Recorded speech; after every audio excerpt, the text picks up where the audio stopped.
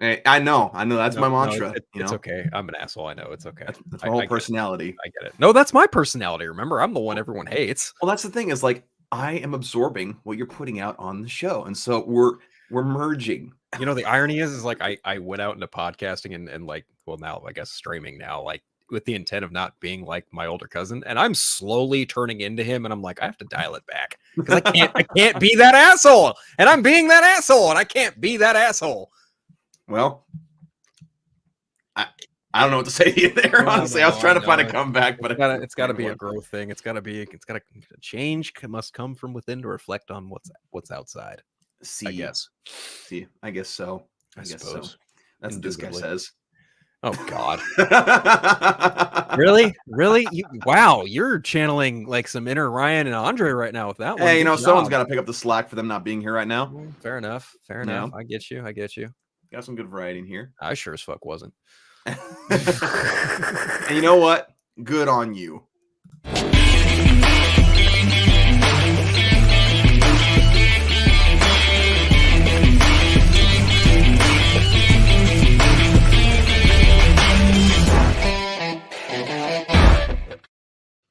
Howdy doody, ladies and gentlemen, and gents and gentles, and whatever other intro you want. What's up, guys? On 4Nerds 168, and as you can tell, there's two of us right now. We do have some guests joining in the back. One newcomer who's never been here before on the stream anyway. He's been in the chat many times. A guy we know and love, and then we got another guy who has been on here before, and it's been a while. We're gonna have him on here, but Phil, how's it been going? It's going, man. Not fast enough. Can't wait to be in Boston next week. So I won't be here next week. Just a heads up. Yeah, for everyone out there, I will be at PAX East. That goes from Thursday to Sunday, so expect some 4Nerds updates from me in that regard. Video gaming, Penny Arcade Expo, whole lot of panels, whole lot of fun shit going on. So I'll be out there. And that's exciting. That's a 3-day convention. That's a 4-day convention. Oh, that's right. Thursday, Friday, Saturday. Oh, dang. Yeah. Yeah. Shoot, man. Yeah, I'm flying out on Tuesday. Getting in Tuesday night, knock on wood. Hopefully nothing goes wrong with my flights or anything like that. But yeah, I'm flying out Tuesday morning at like 5:45 my time, and I'll be in Boston by 6:45 evening time, Eastern time. Oh, so then at 5:45 in the morning. Yes. Yeah, so you're jumping into the future there. That's always the tricky thing of flying coast to coast. It's like when I was flown out to LA for the Rebel Moon visit, I like lost. Well, no, I gained like, was it 4 or 5 hours? 5 hours, yeah. It was weird. Yeah. It's funny. We were both in LA last year, weren't we? Yeah, at different times, but yeah. Yeah. Yeah, because I was only there for about 2 days. But what's funny is like my older brother is the weirdest. When were you there again? What? Oh, gosh. When was it? April, May, June, somewhere in the summer, I think? I want to say it was sometime in the summer. And hey, he's joining us just in time. Hey, there he is. What's going on, you guys? Nice of you to show up. I know. I had to rush home, throw my kids in the house, and I was like, let's go. I got to get out. It's the 4Nerds. I got to get on YouTubes. I got to get on the YouTubes, guys. Hurry up. Go eat your dinner. It's the top ramen in the cup. Get your nuggies. Get your nuggies. Get your nuggies now and leave Daddy alone. What's up, Hunter Iggy? Good to see you, buddy. Hunter? Howdy, Hunter. Man, we're just talking about Phil going out to that expo this next week in Boston. I know. That's awesome, dude. Yeah. And then he also has a what was it? It's a QR code. So if I'm still collecting some coin from people who have been kind enough to donate, since I was expecting my tax return to hit, it did not hit. It still hasn't hit. Still hasn't hit. I've got everything like paid for the most part, but still, it's like for ancillary stuff like Uber rides, eats, all that shit. But yeah, I don't even have that shit pulled up, but it is on my Instagram. It's on my Facebook stories most of the time. Just PayPal, Venmo, whatever works. If anyone's feeling kind enough to donate to that, it is much appreciated. And I thank and am just very grateful to everyone who has so far. But I'm taking off. Like I was telling Dawson, I'm taking off Tuesday morning at 5:45 our time, because me and Andre are in the same state. Yeah. And, I got to be at the airport at like 4:00 in the fucking morning. Are you flying out of Sacramento or out of SFO? Sacramento. Okay. Sometimes it's a little more expensive, but it's so much more convenient because to go through SFO, it's just like a whole ordeal. Well, you're like, honestly, oh my God. It wasn't too bad. My round trip from there to back round trip is only like $500. It wasn't that bad. That's not bad at Well, all. that's good. Yeah, my motel, on the other hand, that's a completely different fucking story. Yeah, It's that's fun. It's fucking expensive. Got a New Zealander in the chat. Jason, are you yeah. are you in Auckland or Wellington? Curious to know. My brother. No, Jason McKenzie is in New Zealand. Yes, Yeah. Auckland, New Zealand, or Wellington, New Zealand. He's also a huge fan of Lord of the Rings. So Fair enough. he knows a lot of Lord of the Rings knowledge. He's one of the Vodka Stream's biggest supporters, so thank He you is. again for keeping that ship afloat, Jason. Much Oh, appreciated. yes. Even though that's not my show, but Dave appreciates it. Yeah. I know that much. He's also a member of my channel as well, so he's awesome. Yeah, very cool. And speaking of awesome people, we're not going to make our guests wait any longer. First and foremost, this is his first time on the streams. He's been in the chat many, many times, but now he's tuning in and chiming in with us from the Batcave. We got Nerd Costa Nostra. What's up, man? What's going on, guys? What's going on? Not much. Not much. Good to Thanks have for you. having me. Appreciate Good to have it. you. Good to have you. Seriously, that green screen effect is like looking slick, man. Yeah, it's dope. I love it. Yeah, this is my temp. This is my temporary one. I got a new one from Elgato, the extra large one. Oh, yeah. I delivered like a week ago. I'm doing a bunch of electrical work behind me. That's why you obviously can't see that. And but then I'm you're doing- like doing some maintenance on the Batmobile in front of you, obviously. absolutely, Yeah, absolutely. yeah. The electrical work Sure. is probably upstairs where the computers are at. See, he's got to Exactly. repair when Superman ripped off the top canopy. It's just, you got to fix that. You just got to. Alfred's hard at work in that way there at the ceiling behind Freaking him. Superman. Love it. Love it. And Yeah. let's bring on our other guest here today. You might know him from Comics League. He's been on here a time or two. And we got Jared. What's up, man? What's up? What's up? What's is up, Jared? Not that much. Just getting into arguments with people on Twitter who take Zack Snyder out of context. So same old. Yeah, what else is new, man? It's been a fun week seeing a lot of that stuff going around. Like every other day, I think I see something on either Facebook or something where it's like Zack Snyder says this, and in the comments, just see people saying like, "Yeah, Zack didn't actually say that." It's like, thank you for Nope. actually saying that. My favorite is I'm yeah. waiting for the proper moment that whenever anyone posts that, I just want to put in the comments, move on.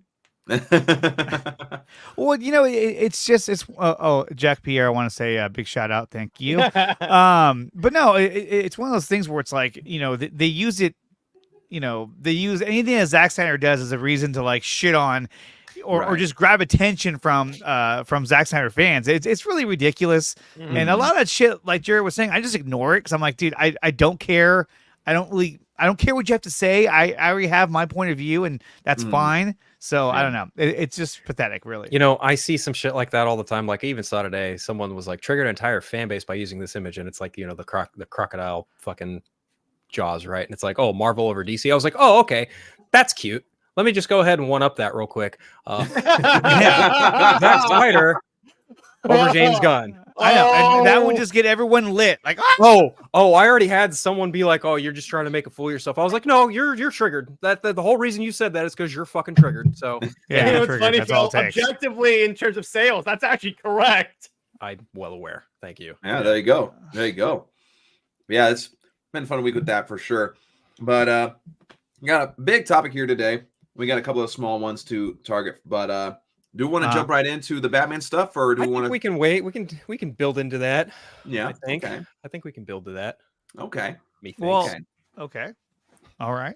Andre, you're going to say something? No, I was gonna say, well, if we're not gonna talk about that, I mean, there is the news that James Gunn revealed that Mike DeLuca is the one who hired him to Yeah, write a separate Superman script, just like Matt Reeves, the Batman.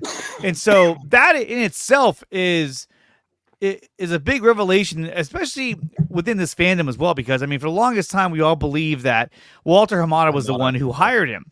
And it turns out it was Mike DeLuca. And so when you break that down, which I just made a video on, so you might want to check that out. I But watched when that you, on the way home, by the way. I thought it turned out pretty well, and I lived that one. I just like freeballed it. Anyway, I Never don't know free if that's the right term, but no, it's crazy to think about when Mike DeLuca's plan was essentially, hey, we're going to give you your own Batman, we're going to give you your own Superman, then you're going to have the main Justice League DCEU universe happening at the same time.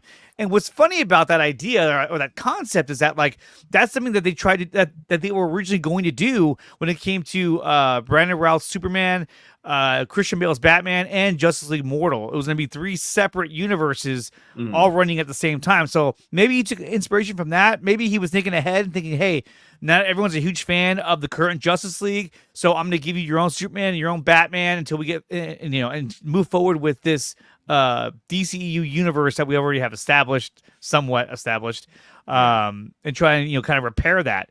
So in other words, actually use the multiverse properly. There you go. But that's the whole thing too, is that hinges on the fact that the fans wouldn't get confused. They wouldn't. I don't think they would even care, to be honest with you. We wouldn't care. I know that. Here's how I know that, because remember, there was a period where we had, like, briefly, Henry Cavill. Then we also had the Superman from Superman and Lois. No one got confused. If it's a different actor, I get the feeling people are going to detect, oh, this is a different continuity because Ben Affleck ain't playing Batman the Corn Sweat universe. Yeah.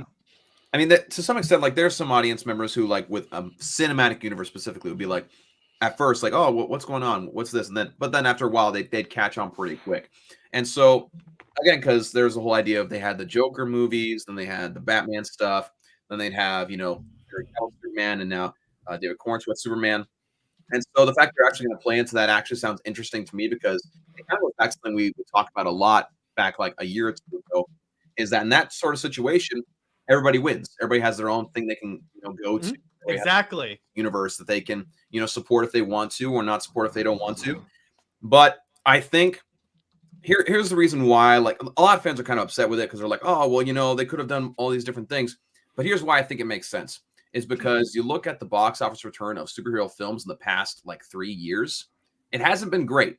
It has not been the instant money maker that it used to be, and has not been the guarantee that it used to be. And so now it's like, well, do you want to put your eggs in a lot of different baskets, or all in one basket, and try to see if you can get the most bang for your buck and spend the least amount of money with production costs and hiring actors and such? And so to me, financially, it makes sense. Of course, storytelling wise, definitely frustrating for sure, and I can understand that.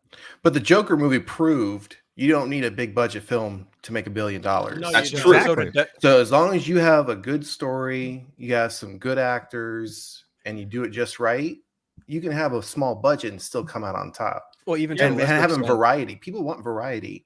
And now they've taken that away. Now we're waiting another year and a half before we even see the next live Superman film. Right. And I mean, you could have kept Superman and Lois going for at least another season, maybe a season and a half, like condensed the final season to like 6 episodes, 90 minutes each, close it out. Definitely. And that gets you to the film. Well, another great example of like not having a super high budget but turning out a massive profit. Deadpool. The very first Deadpool movie had a budget of less than $60 million. Fox was like, okay, Ryan Reynolds, go make your goofy ass little Deadpool movie. We'll give you, chump change to make it. He winked at them and went, okay. And then what happened? It became one of the highest grossing R-rated comic book films of all time. Yeah. And Fox was like, oh, you mean we can actually do this? Okay. And it fucking worked. And then Joker rolls around and Warner Brothers is like, yeah, I guess you can make this movie for like less than $60 million, but we're going to like split the profits with Broad Entertainment. And that's what boned them on the back end. Yeah. But even still, it's like, thanks, Hamada. But I think Deadpool and Joker were like lightning in a bottle. The first Deadpool, it was like something we hadn't seen before from a comic book movie, especially Joker. Completely different than any Joker we've ever seen. Completely different Gotham than we've ever seen before. And I think that's what resonated. It's different. It's something new and fresh. Let me ask you guys this. So let's say they were going in this direction. In other words, having all the different universes, and they made this clear. Do you think the DC movies that came out in 2023 would have performed better, because it wouldn't be like, oh, they're just rebooting, so these mean nothing anymore?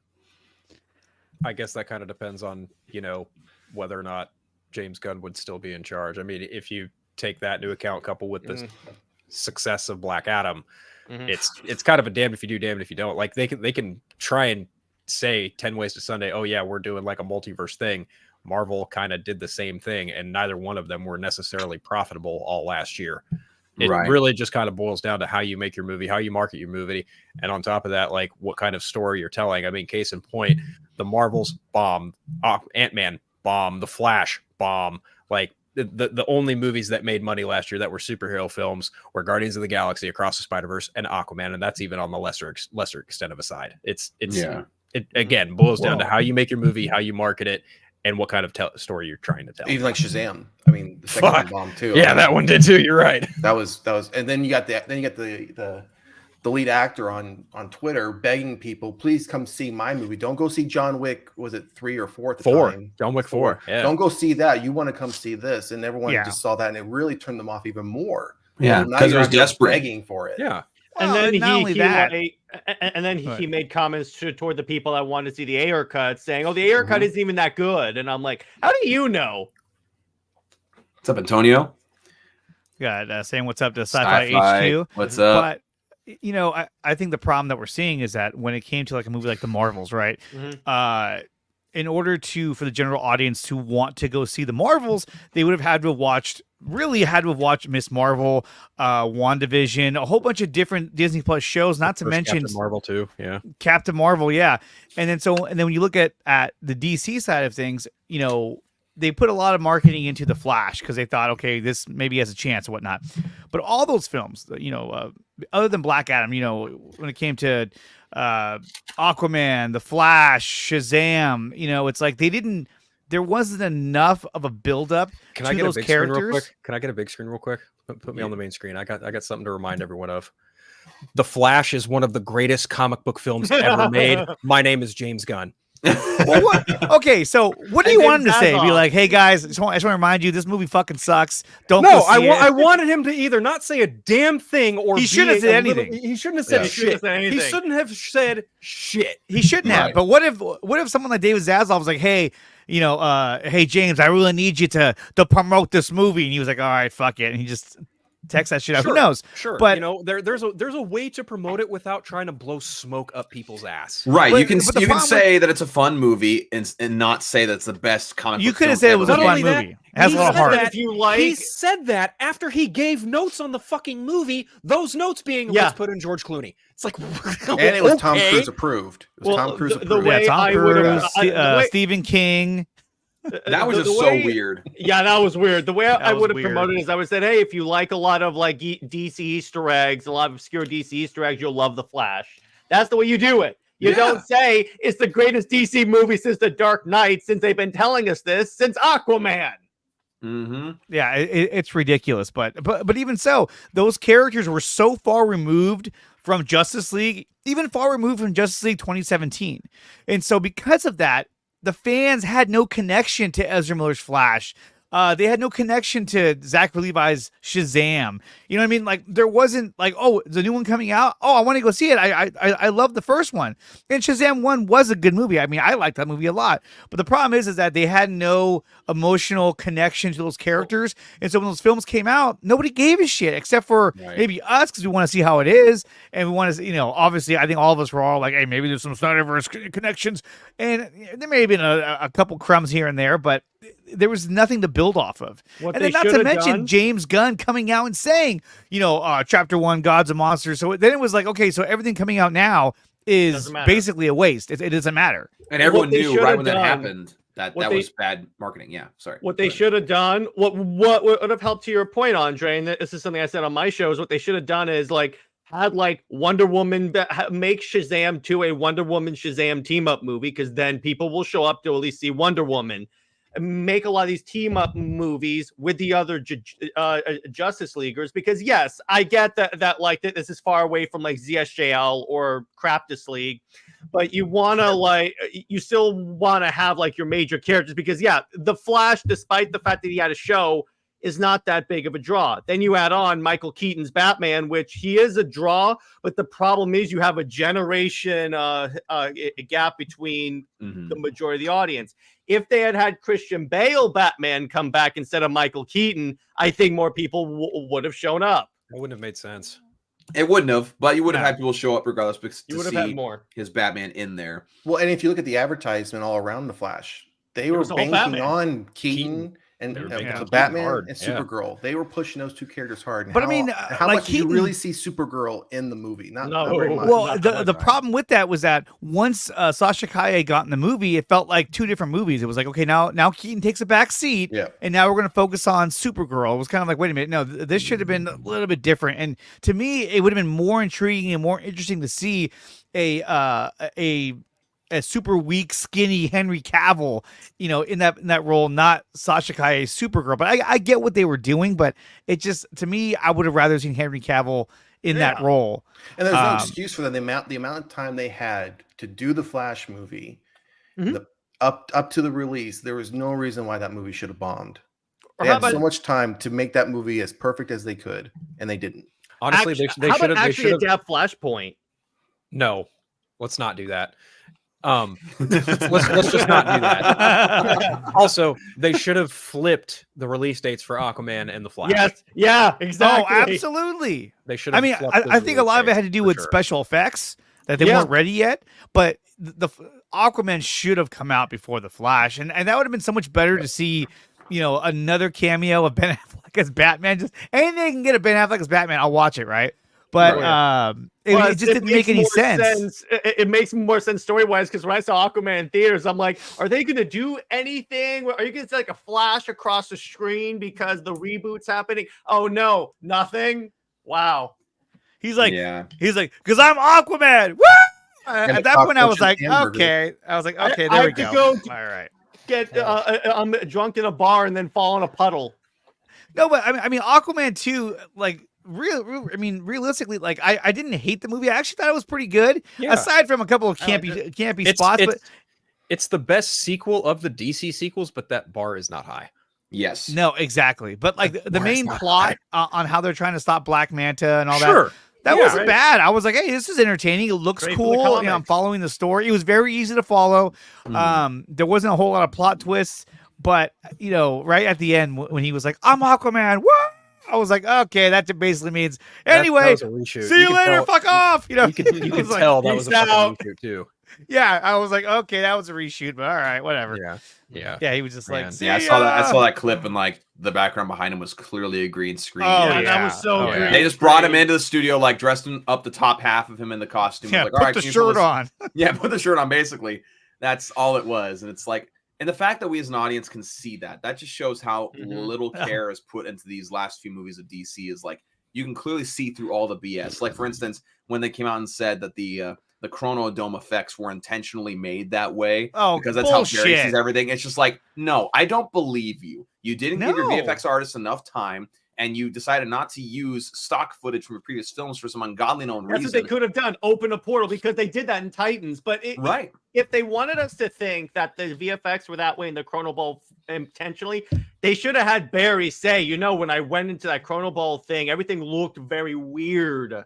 Yeah, well, they couldn't do that because they were like, once they got to a certain point, they were like, shit, this is gonna look like crap. Oh well, and to be honest, I just can't believe how bad the special effects in those Chrono Balls turned out. And you're talking about these are the same guys that did Zack Snyder's Justice League. This is DJ and Brian Carota who oversaw the special effects of this movie. Now, I don't know if they were directly involved with that scene in particular, but that was the one thing I thought was safe was that, hey, we're probably going to get good special effects that stays true to the canon of the Flash within this universe, right? And you kind of saw those things. Like like there were aspects of the Flash that I really enjoyed. Like I love the fact that when the new Barry got the powers, he had the blue lightning, but then the original Barry in the suit had the red lightning because that's what the suit does. So I like how they kept that in there instead of just changing the color and saying, oh yeah, it's just red now. You know what I mean? Like they made sense of a lot of things. And you can really see how Andy Muschietti like tried really hard to keep a narrative and to keep a story. He even canonized that movie. The Snyder cut. Yeah, he did. Yeah. And they let him. You know what I mean? They could have been like, no, they knew what he was doing. Let's be honest. It's Warner Brothers. Yeah, they were like, huh? That was in Justice League, right? I don't know. Yeah, totally. It was in Justice League. Totally. I would have much preferred to see the movies that Andy Muschietti and James Wan actually wanted to make as opposed to the movies that Warner Brothers fucking fucked with. Just, man. Because apparently there's a cut of Aquaman where the baby does in fact die. And I'm like, Well, fuck. See, I knew that because didn't the like test audiences come out? It's like, I can't believe they did something with the baby at some point. Sure, something like that. I heard different from someone who actually knows someone who saw a test screening. But yeah, they from what I understand, there is a cut of the movie where Aquababy does in fact meet its end by the hand of Black Manta, and it's like, yeah, that's from the comics, and that would kind of fall in line with, like, you know, the themes of this fucking universe, because what happens in Aquaman 1? Well, Aquaman kind of lets his dad die. So what's the best kind of revenge Black Manta could get on him? Oh, gee, I don't know, maybe killing his dad and probably his kid too. But I thought for sure in this film, I was like, okay, Tamar Morrison is definitely going to die. Right? I was like, that's a no-brainer. Like, I mean, there's no way you can get around that. I mean, they had it set up to where it's like, he probably should have died. You know, they should have found him dead or dying, and then they just played it so safe. It's like, why? I just don't fucking understand the thought process behind some of these dipshit decisions. Oh, and my when God. is Warner Brothers gonna get that really crappy level of humor is not working for these movies and characters? Yeah. Well, but that's the thing, though, is that how much of that was James Gunn's notes, and how much of that was literally Hamada and DeLuca and all those guys getting their hands in there and trying to fuck with the movie. You know, obviously the ending, the way it ended was James Gunn, but I think that, you know, I'm not trying to defend what he did because the ending was horrible, but I think what he was trying to do was he was trying to say, okay, look, let's just give kind of a goofy ending, and then let's just wrap this shit up. When they really could have used that movie to launch the DCU, as opposed to just giving you a shitty ending and then giving you Aquaman, which was like, and that's what they kept hinting that it was doing. They're like, oh, it's going to hinge all on this and what happens here, and then nothing. It felt like once Aquaman could not come out before the Flash, they were just like, fuck it. But that was never the intent of these characters or the iteration of these characters. The intent was not for these characters to be goofy. I don't think that was Zach's ever intention. It was to have that more grounded, serious, almost real world feel. Yeah. And then you get all the way up until what they're going to close out the DCEU, and that, let's make them Peacemaker, like goofy, and jokingly. And that's not what we all loved about them. We didn't love the fact that they were goofy. We liked the fact that they were grounded.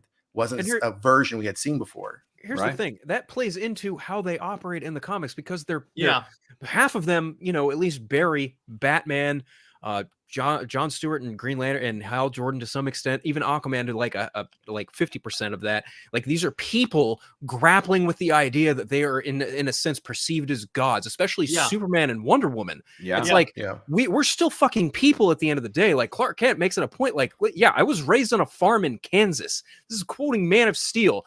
And yet people are like, fucking Superman shouldn't be brooding. He shouldn't be. He should be smiling when he's punching. I'm like, have you read modern Superman comics? No, they haven't. They're basing it on Superman 78. That's it. It's Superman 78. That's all they're basing it off of, because that's all they know. That's all the mainstream audience knows is Superman 78. But many of them, the Superman fan base will tell you that Superman 78 is the blueprint, and you should never deviate from that. You should never use a different suit. You shouldn't even make a new version of the suit. Just use the old one over and over and over again, and then continue to. Didn't they say they wanted WB to deep fake Reeve on? So many Superman fans and like fan groups and stuff keep saying, like, we don't want any other actor to portray Superman unless they can have Christopher Reeve's face on there. Like, that's how a lot of Superman fans feel. Not, of course, not a majority. Like, that's not to say that that's a general statement of the Superman fandom, but there's pockets of the fandom that are like that, and so they're just like, they're holding back the character, and they're so stuck in that time frame and don't want the character to move forward. I mean, if that's the case, then you can make this. Anyone can make the argument. Then what about Kirk Allen or George Reeves? Right? Yeah. I mean, the two actors at the point in time were peak for the character until 78 came around, when then you had the color TV, color movie. You actually got to see all the other aspects of Superman. Right. But we never hear about those two actors. We never say, as you put, like, the blueprint, right? A lot's changed since the 50s and 60s when you think about today, but people need to get over the fact, hey, 78 was great. Time to move on. I mean, like the comics, how many different versions of Superman have we seen? Nobody complains about that. Right. Yeah. Well, I mean, you'll find some people that complain about like for instance, the New 52 suit, even though I love it, but like it's Superman was so stuck for the longest time in the comics. Like the most recent thing that helped bring him back to like a more relatable light was they gave him a kid. They gave him John Kent. And it's like, this is shut up. This is this is how you move the character forward. You make him relatable. You make him a fucking dad, right? Like we've been doing this with Batman for years. Let's get this on the road with Superman. Give him a child. Oh, let's have him be married to Lois Lane. Yes, let's do things that fans have wanted for fucking years. And they finally did it. And it's done wonders for the character from a general perspective. I mean, they gave him a kid in Zach's universe. I mean, granted, at first it wasn't his kid, but even that, like, you know, I know everyone was, you know, really against the idea of the baby being Bruce's baby. And I get that. But I mean, at the end of the day, you know, he still embraced Lois and the child because that's what Superman does. He, you know, he sacrifices, you know, what no one else, where nobody else would have. He's doing the right thing. And I think that's what they're trying to hone in on. Yeah, real quick, we got a $5 Australian super chat from our good friend here, Axel. Here's an explosion for you.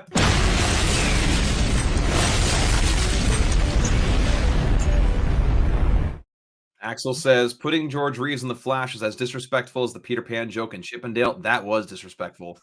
That was, I remember watching that being like, you've got to be kidding me. They actually went there. I laughed. I mean, it was clever. It was great. But like, I thought it was funny. I thought he was the villain of the movie. I was like, oh, that's cute. Yeah, but like when you consider the story of the actor who portrayed Peter Pan or voice actor Peter Pan, like the villain basically lived the same life that the actor did, except for the actor. Yeah, you bring up a good point. Yeah, like had a terrible. I will agree though. Like putting George Reeves in the Flash was just fucking more ghoulish than anything else in that movie. Even putting Christopher Reeve in was just like, all right, I see why you did it. You probably shouldn't have. Yeah. But this right here, putting George Reeve in that along with like a 1950s-ish fucking Jay Garrick, I was like, this doesn't make any fucking sense. And then also Adam West Batman without ears. Yeah, exactly. Right. Just man. But what they should have done is just had like the portal opens and then all of a sudden you see like clips from like the various universes. Yeah. You could have just done that instead of turn them into really bad wax dummies. I mean, it's like they have access. They own all the stock footage for all these versions of the characters. Like you have a way to use that. It's not that complicated, but they're just like, you know, we're going to overwork our VFX artists and really try to do something, reinvent the wheel here. It's like, you don't have to work smarter, not harder. Go back in the archives. There's completed footage of Nicolas Cage being genuine as Superman. We're just gonna fucking gloss over it with a bunch of shitty CGI. Yeah, that exactly. Was a huge disappointment. And on top of that, like even including that was just such a like, who is this even for? Like the hardcore fans who know that there was supposed to be a Superman movie. Okay, general audiences are gonna look at that and be like, why the fuck is Nicolas Cage in a Superman outfit? Why is he playing a giant spider? Especially when the mass audience isn't even going to know that story about that film that was supposed to happen. They're like, why is he fighting a giant spider? It's like, oh, well, actually, if you know the movie Wild Wild West, you'd see. Yeah. John Peters. Yeah, but even that, it was like, it was a cameo that at the end was useless and did little fan service because it was like, that was nothing more than, you know, obviously, yes, it was in pre-production and it never actually went into production, but still, it's like, why are we even doing that for? And yet, the only Henry Cavill we got was, you know, him with the shirt off, like, oh, and, you know, looking. Well, you know, there was that news bit of him stopping a volcano, but like a small little version of him that flew in. Laser. We didn't even see his face. That's probably James Gunn. And shot his heat vision at a volcano. Which he's like, I'm gonna burn. No, what he was actually doing, that does make sense. He was digging a trench to like divert the lava. He did that in the cartoon. I guess so, but like still at the same time, like I mean, he could be using his frost breath to cool it off. Done that, but still, yeah. I mean, that's what we get because they didn't have a contract with him. They didn't know. Wayne should have shown up as Robin. I might as well at this point. I don't know how I feel about that. Grant Gustin didn't even show up. How did you not use Grant Gustin in the Chrono Ball? It was like, instead of two berries, have Grant Gustin and Ezra, because they set that up in the Crisis crossover too. So that would have been a nice payoff. Yeah, they should have. They should have done that. But again, studios often make the wrong decisions when they should have just done a completely different Flash movie. Well, they should have just made a completely different Flash movie as opposed to what we got. Like the one we were originally supposed to get with him and Cyborg. Yeah, the buddy comedy or like the buddy cop type of thing. That'd been great. I love that, but would have been fantastic. Again, in another timeline, I suppose. But I guess yeah. The other version of me in the multiverse is watching those movies right now. Yeah, exactly. Exactly. Well, okay, so we got on this topic because we're talking about James Gunn being hired by Mike DeLuca, and somehow we got on the Flash and started ripping it to shreds. But I mean, look, I think that when you look at what DeLuca was trying to do, by having three separate universes, because at that point he was like, look, it's a multiverse, so we can do three different things and appeal to a wider audience in DC, something that Marvel can't do because they're kind of locked into their own universe, even though now they're doing the multiverse saga. But it just felt like once Black Adam bombed and didn't do the big dollars that they were hoping for, there was never a way that they were going to continue on with that version of the DCEU. And because at that point, it was like, what was the point? And not to mention, James Gunn was hired to write a separate Superman script. So the moment he started working on Superman, on that script, he was already developing his own universe. And so at that point, what do you do? And look, all of us want to see more of the Snyderverse. Yeah, of course, obviously. But my point is this, is that if you're an outsider looking at, like, if you're James Gunn, right, and you already started working on the script and what you're developing your own Superman universe, and now you're in a position where you're like, oh, I'm going to be the co-head of DC Studios. Do you want to rehabilitate the existing universe with these movies that are coming out this year or last year of the Aquamans and the Flash and all that shit? Or are you going to be like, you know what? I don't want anything to do with this shit. I'm just going to reboot it and do my own thing. And I've already started that with the script of Superman Legacy. Yeah, I mean, obviously at that point you want to reboot as a company. That makes perfect logical sense. I think the main thing that I had is my main concern for him, not necessarily with him, is that we go back to the statement he had about the Flash movie and the other DC movies that were coming out. He, said, oh, they're the best things ever, especially with the Flash. It's like, look, promote the movie from the company you're, a co-CEO of. That's fine and dandy. But don't claim it's the best thing that has ever come out for superhero films, because now, as like you said, Andre, he's developing his own superhero universe. Now when he promotes his films, that's going to come back to haunt him for a lot of fans, because now when he promotes his films, it's like, oh, I'm really excited about the sequence. This is Superman in a whole new way, or whatever phrase he's going to use. And people will be like, remember this? And they'll show the headline. James Gunn says Flash's best superhero film of all time. Absolutely. Remember, Blue Beetle's also a part of this universe, and that didn't turn out that well. Yeah, but Blue Beetle never had a chance. I mean, that was a film that, like, once it came out, other than the hardcore fans, the general audience was like, who the fuck is that? Yeah, they probably thought he was related to Transformers. They locked that movie into the date, number one. Number two, the strikes did not help the promotional side of things at all. And then on top of that, it was also meant to be an HBO Max flick, and then it got bumped up to a theatrical release. So the fact it made a little over $100 million at the box office, then you put it back on HBO Max, it probably made more than enough to justify him being in the universe going forward. Well, I thought it was a good movie, though. I actually liked Blue Beetle. It was like the best made DC film of last year, IMO. Yeah. But, that bar is, again, not high. Like, we're looking at a quality perspective, it's really not a hard distinction to make when you look at the other three films. I mean, Shazam! Fury of the Gods was a sequel that just should have been different. The Flash is another movie that should have been probably different. And then Aquaman, that movie made more money than all three of those movies because, number one, it had like pre-established audience from the first film. You also kind of factor in a lot of, James Wan-isms coming in for that too. And, and then you factor also in the fact the strikes were over. They could fucking have the cast out, promote it, whatever. And then you've also got the fact, oh, well, it's the last one anyway, so we're rebooting after it. BFD. It was just a total shit show after shit show after shitstorm after shitstorm, repetitively back and forth all last year for DC. And James Gunn did not help at all when he was like, I'm gonna completely reboot everything once these 4 movies are out, but still go see these 4 movies. It's like, dude, you should have waited. You should have just waited at least until half those movies were out before you said anything. Right. I digress. It was just weird. The timing was so weird. And you would think someone like David Zaslav, who only focuses on, green and money, and you'd think he'd have been like, well, wait, if you come out and say that, then you're shitting on the movies that we already have in production and that are already done. Is you could still announce, like, here are some of the movie projects I'm thinking of doing. Don't mention reboot. Don't mention other actors. Yeah, we'll read the writing on the wall that he's really rebooting. but the general audience will see it like, okay, so Superman Legacy. Oh, Cavill could come back for that.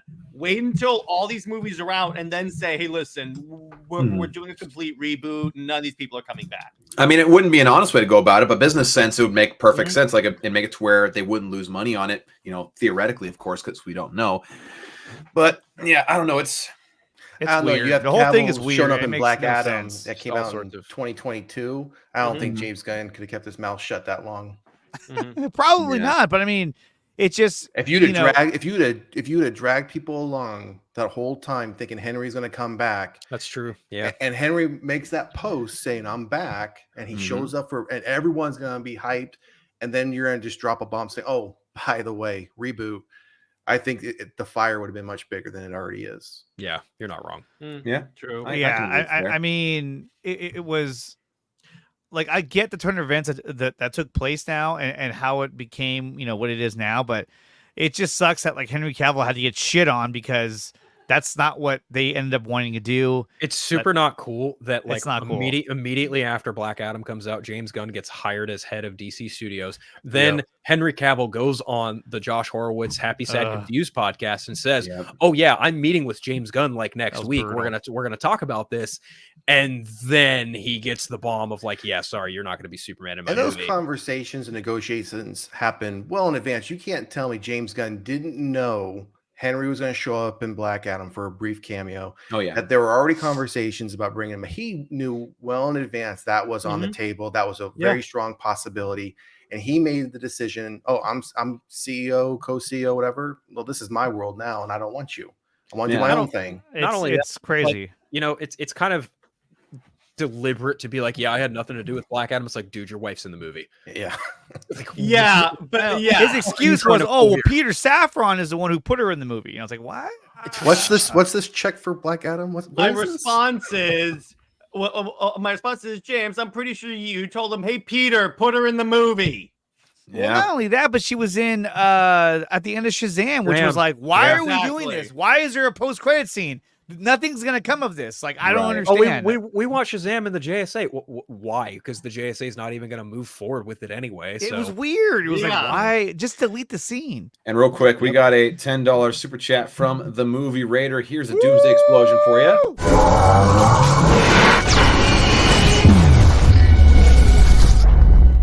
Yeah, hell yeah.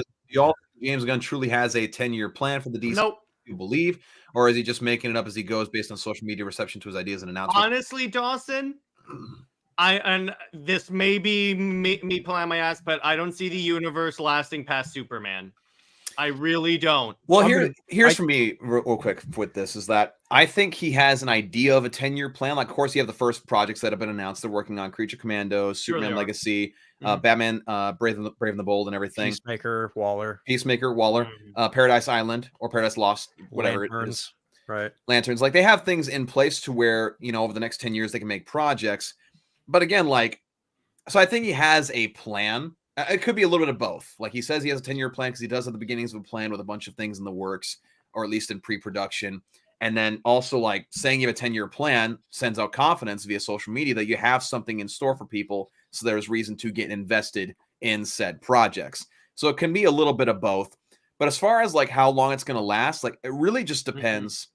In my opinion, it solely depends on the reception of Superman Legacy. Now, they're not just going to cancel everything right away. Like, they'll try to put out one more thing after that if Superman Legacy is disappointing box office wise, maybe one or two more things. But if those keep bringing back negative returns, which we don't know, maybe they will, maybe they don't, then it'd be really hard for them to justify continuing that, especially with the trend of superhero films not necessarily being well received over the past 5 years. But then again, for all we know, James Gunn's Superman Legacy and Muschietti's Batman Brave and the Bold, if he's still going to be doing that, could end up rejuvenating things. We don't know. But I don't know. I do think it's a little bit of both, though, in this case. I think James Gunn thinks his plan is a 10-year plan that is going to pan out. I also think that the universe is highly dependent on whether or not Superman Legacy Superman performs to the way that Warner Brothers and DC Studios wants it to perform. Now, that's the thing, though. The performance of this movie, will Warner Brothers do what they notoriously have done in the past, or will they just let DC Studios continue and chug along and do its own thing like Disney let Marvel after the Avengers? That will be the real question. What's the thing we've said about studios in the past, Phil, is that they never learn the right lessons from the No, they don't. They never do. They never do. Here's the thing, though.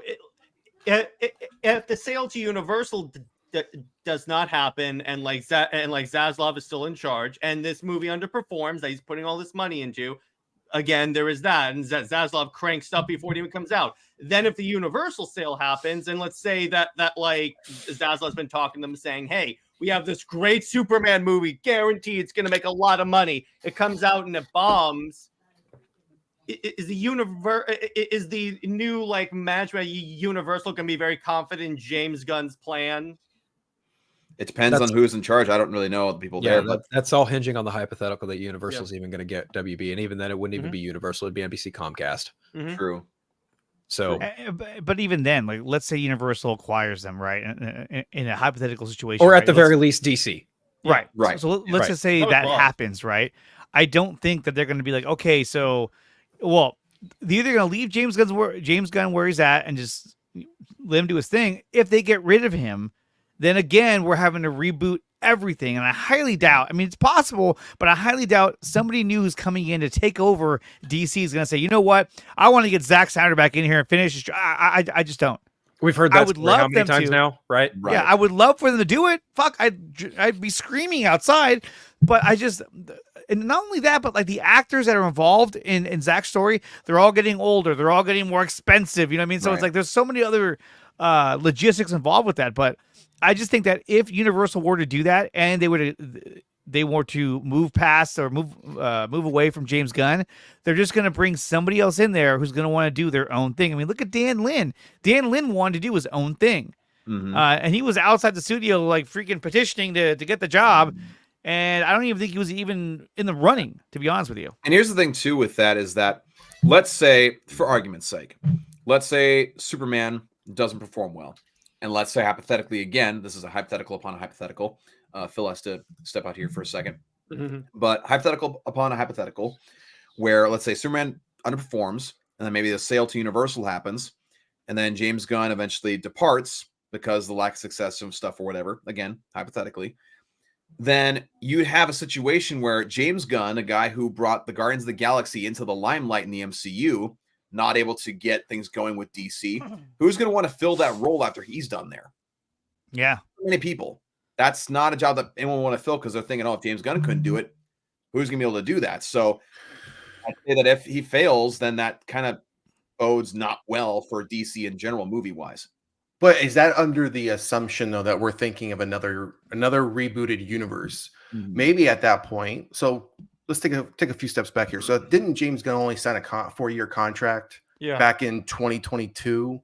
Right. So he's already 2 years in. He only has 2 years left. So Superman Legacy is going to probably be a make or break for him. If they don't make any money back, they take a loss. Whether or not the company changes ownership or not, they could out him right there, say, hey, yeah, this isn't going to work. We just lost money on your first outing. We're not doing this. And they may say, we're not rebooting at all. We're going to do independent one-off films like Joker. Exactly. We're going to do we were successful with Joker. Granted, it probably doesn't need a sequel. We don't know. At the time, we don't believe it needed a sequel. We don't know what the sequel's going to be like. But they might say, we're getting out of the multiverse, long 10-year plan, 20 movie universe, and we're going to do independent movies. We're going to do one every couple of years, and we're actually going to give the creative direction back to the creators. I mean, was it Dakota Johnson? I mean, when she came out and said, hey, this is what you get for Madam Web when you run a movie by committee. The artists can't be artists. The creators can't be creators. And this is what you end up getting. And she didn't care because she's like, I'm never doing one again. So deuces. She got her paycheck and moved on. And even if Universal, or I think Phil, you said NBC Comcast, if they do buy it, I mean, there's another good chance they may say, hey, we have a different idea. Our leadership, who's now owns you, James Gunn and Peter, we have a different idea and you aren't it. So we'll let you do Superman Legacy because we've already spent the 300, was it supposed to be 300 to 360 million budget? I don't know, somewhere around there. I think so. You've already spent majority of that. We're going to let that release, but that's it. We're not pursuing this any further. We're going to do independent movies and get back to basics. I mean, who knows? I mean, at this point, we're talking about hypotheticals at this point. Right. We simply don't know. Well, he's also got a 4-year contract, too. Yeah. But we do know they have a 4-year contract. There's 2 years left, and around that time, that's when Superman towards the tail end of their contract. That's when Superman Legacy is going to come out, and that's going to, I think, be the tell to say, do we continue with this approach of this long-term 15-20 movie story that we keep trying to keep up with Marvel on, even though Marvel's been failing, but Marvel wasn't failing for 10 to 15 years. They were killing it. Yeah. And DC said, oh, we don't want to do our own thing, even though we have a stock full of great characters and stories. We want to try and mimic that and cash in on that. And that was, in my opinion, one thing Zach was trying to do differently, saying, let's do something different than what Marvel is doing. And but you got investors, shareholders are saying, no, they're making billions over there. Let's do what they're doing. And that got them where they're at today. And Samuel here has an interesting question too. And I think this is a definitely interesting and potential possibility is that, look, I have a hard time believing that James Gunn will make a bad Superman movie. Like, could it underperform depending on the audience? Sure. Like, he's a filmmaker that puts out at least consistently okay movies, right? Like the Suicide Squad, not my favorite, but I can respect that there are some quality aspects about the movie. I can admit that. But he says here, what if Superman is a good movie but underperforms? Because again, we've seen in the past when, you know, you've had movies that actually were pretty dang good, didn't quite make as much money as they wanted, and so studios panicked and reversed direction or completely changed things up. So I guess the question here is that what would WBD do in this situation? But how do we define underperform? Underperform compared to Man of Steel, which made almost $670 million, or underperform, which at the time it was called a success too. Correct. Or underperform because it didn't make $1 billion. Underperform because, you know, I think that I don't know. I think it's how my opinion is how we define underperform. Yeah, and honestly, there's a large stigma amongst people in the comic book fan community that if it doesn't make $1 billion, it's not a success. And that's exactly. That's kind of asinine. It's ridiculous. It's asinine, but at the same time, particularly for Superman, because here's the like unspoken truth that a lot of comic book fans don't like to admit. Superman is not as strong of an IP as like Batman is. So that's it doesn't make sense to expect every Superman movie to make $1 billion. Can there be one? Yeah, absolutely. But you shouldn't be expecting that. Right, exactly. Not if he's saving cats from trees. No, don't expect it. Well, but I mean, the whole, narrative that like, oh, I want Superman Legacy or Superman to bomb because I want James Gunn to fail. And in turn, I want the DCU to fail. I just think that's a very ultra pessimistic way of looking at things. It's kind of like, look, if it succeeds for the right reasons, not because you're being lied to or you're being tricked. It's going to succeed because it's actually good. It won't succeed if it's not good. But to me, it's like, look, I want to see a real a real DC universe on film. You know, we got a little bit of that with Zach's movies, and then all of a sudden the studio got involved in it and all went to shit. So I want to see a real DC universe on film. I'm hoping that what James Gunn has, what he's making, it will actually survive and move on, because at the end of the day, it's like, I want to see these characters thrive. I want to see these characters become, bigger, larger than life on the big screen. I don't want to see them come out, bomb, and then, we're going to reboot again. Or we're going to focus on solo movies. And then what? Be honest about something. I can't take James Gunn seriously when he kind of talks both sides out of his mouth. He says at one point, these stories are going to be separate. They're not going to feed into one another. But then, like, not even 48 hours ago, he's all, Peacemaker season 2 takes place after Superman Legacy or Superman, and Creature Commandos takes place before Superman, and that's kind of how the timeline is going to flow. Well, he just needs to shut up. He needs to shut the fuck up. On and I'm just like, dude, you're not making any fucking sense now. You're literally talking outside of both sides of your mouth here. Number one, number two, you're confusing fans because you got people asking like, well, how does Peacemaker season 1 factor into the DCU? And he's like, it kind of doesn't. Like, certain things will carry over. The general audience is not going to track that, though. Well, that's the thing. Comic book films are not the same exact thing as comic books. You cannot treat it the same way. Yes, continuity. Exactly. And a lot of people really fail to understand that. And even though they want it to be that way, it's not going to land that way for the general audience. I think that goes over a lot of comic book fan film fans' heads. Yeah, well, and the general audience, just real quick, Dustin, the general audience isn't gonna want to see the James Gunn humor in every single movie, like the 100%. Peacemaker humor and like the end of Aquaman. They're not gonna want to see that in every single one of his movies because he will have a hand like that. I think we can safely say that about Creature Commandos too, right? We can safely say that about Creature Commandos because he wrote all the episodes. David said it's hard R, and I'm like, so your first project in your universe that's going to be your audience's first take in the universe is going to be hard R animated. So you're niching it. Yeah. And I'm like, honestly, are you stupid? Answer is probably yes. I mean, it could be interesting to see how that pans up. Kind of going back to something that Nerd Costa Nostra said, talking about what does it mean to underperform when it comes to Superman when it comes out. I think the answer to that question for all of us will be, how are superhero films around that time performing along with it? Yep. Right. You know, like let's say, gosh, what movies are coming out in 2025 and 26? We got the new Captain America movie. Let's keep it to this year. So right now we've got this year. We've got left on the dock Joker 2 Folie à Deux, Venom: The Last Dance, Kraven, and Deadpool and Wolverine.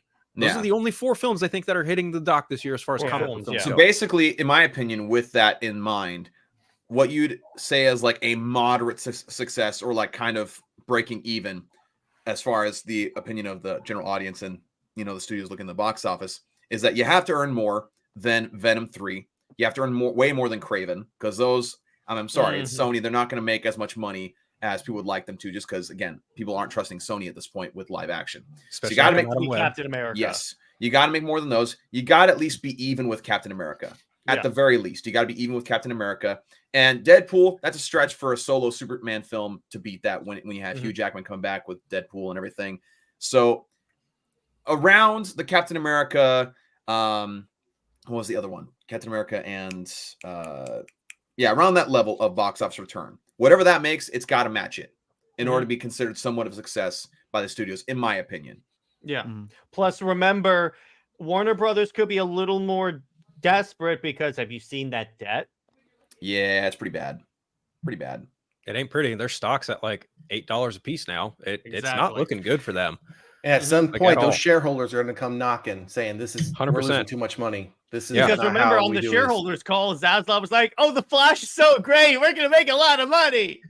Yep. And but I mean, honestly, again, like, what do you want him to say? Be like, "Yeah, we got the Flash coming out. It's a shitty movie." Or the effects look like the fucking Polar Express. No, you know what I mean? Just say, hey, we have the Flash is coming out. We're very confident in the movie, and it has something for everyone. Again, you don't have to say, "Oh, this is the greatest movie ever" to the because are the shareholders going to believe you next time and have confidence in you? Not necessarily, but I think if they're smart, they're going to market Joker Folie à Deux the way they should, i.e., show off Joaquin. Show off Lady Gaga, show them, show that relationship. And, you know, if it even makes half of what the first film did, they'll be fine. Despite the fact the film has a fucking $200 million budget, if it makes $500 million, they're fine. They will be fine. Yes. But if it makes more than that, then they're going to be jumping up donuts for dollars. But we also know that they will take away the wrong fucking lessons from that movie's return. Oh, absolutely. And I hope it does well. I love the first film. The first film's phenomenal. Amazing. Absolutely masterpiece. I hope even this one is just slightly not as good. I hope it returns just as good for the simple fact that this might open the eyes, as we talked about earlier, independent films. Yes. You don't have to have big budget. I mean, you can do something very creative, great storytelling, great character, and you can still give the audience something fresh. You know what I would love to see is that, I don't know if they would never do this, but did you guys ever read the Lieber Mayhew book, Dear Detective? No. So what that was is that for a span of time, I believe it was 2022, Lieber Mayhew did a stint of a bunch of detective comics and Batman covers. And what he did is that he had constructed this narrative of Batman via these images. And throughout the book, there was like hints of like who the villain was of the book and everything. And so it's just basically a visual story of Batman on a regular night on the prowl.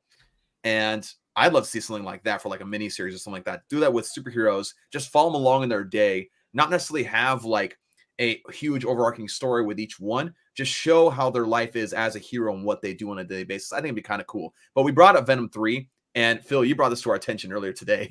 Venom 3 right now, for the time being, is called Venom 3: The Last Dance.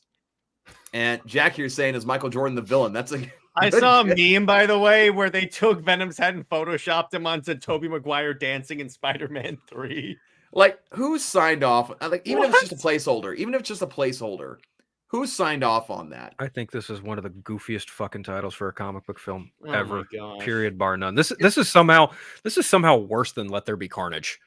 It's like, at least that one makes sense. Sure. Mm-hmm. Yeah. I mean, the obvious one would have been Maximum Carnage, but Sony, that explains that. Yeah. But still, like, I don't even know what the fuck you do for a third Venom movie.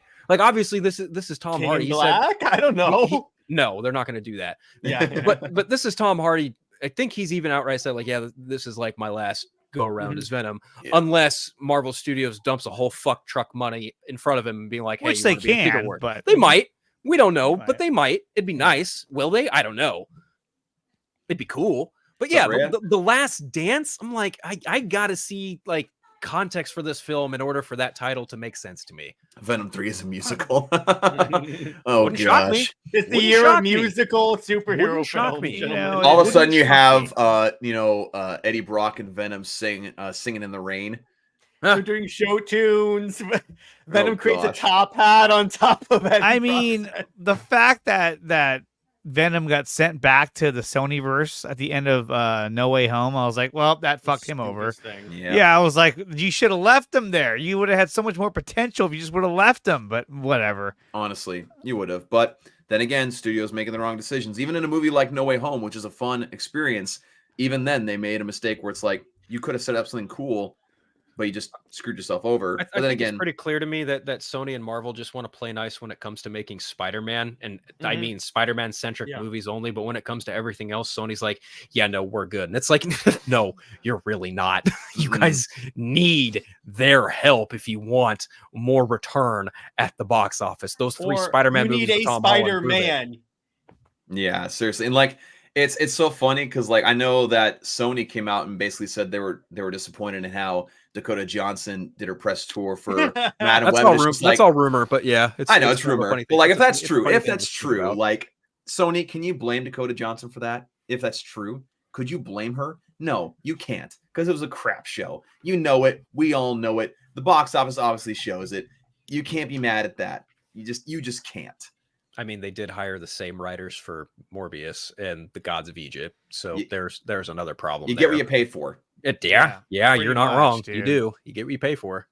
I still can't believe that Gods of Egypt movie was made. I remember when I saw the poster for that at a bus stop in LA, and I looked at the poster and I'm just like, what the frick is this? What is happening? Gerard Butler was like, let's go. Yeah, I was like, why? We're supposed to play Egyptian gods, but it's all white people. Yeah, it's like, what the frick? I'm like, wait, what? Like, I get the premise, but it was like, no. And like, look, I'm a huge like Egypt mythology nut. Like, I grew up reading books about Egypt mythology and like Osiris and like Horus and all those guys and their inner workings and everything. And so when I saw this happening, I'm just like, and I saw the design for them, I'm just like, this is like Transformers meets Egypt. Like, what is this? Speaking of Transformers, you know, what really annoys me is that I feel like they're fucking turning Godzilla and Kong into the next Transformers fucking series.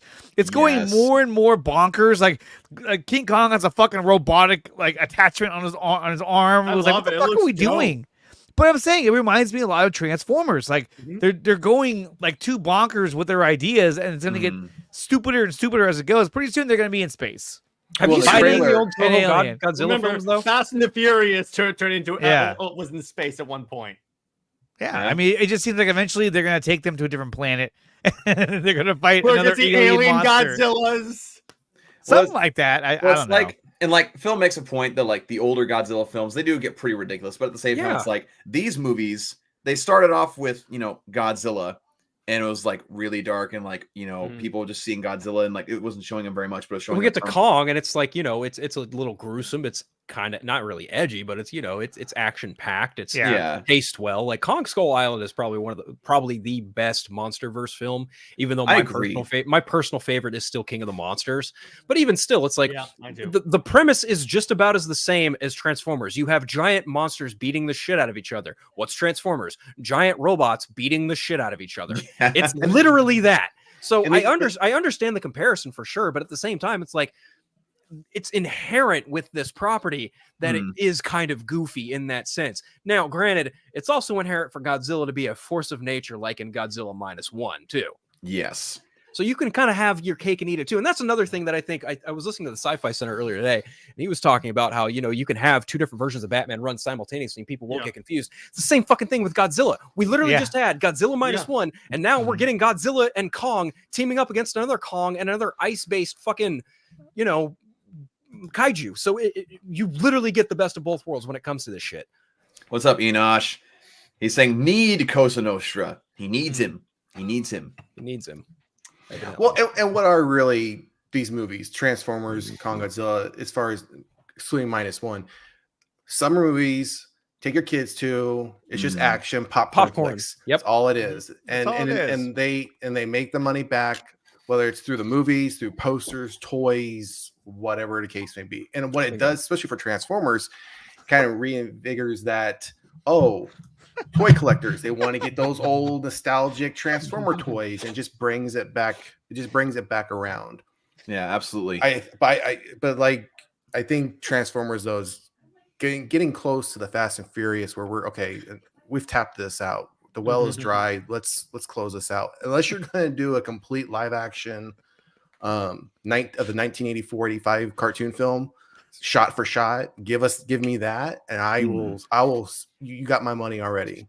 I'll watch that every day. Absolutely. And Enosh, I know you are, but what am I?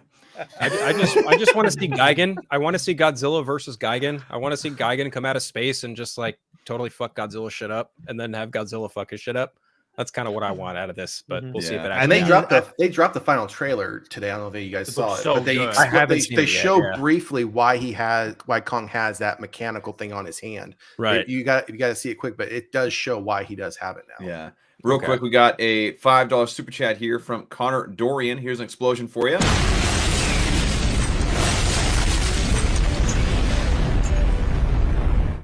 Connor here says Sam Raimi has said that he is willing to do a Tobey Maguire Spider-Man 4. I've seen this being circulated quite a bit. Yes. Yeah. I mean, I'd fucking do it.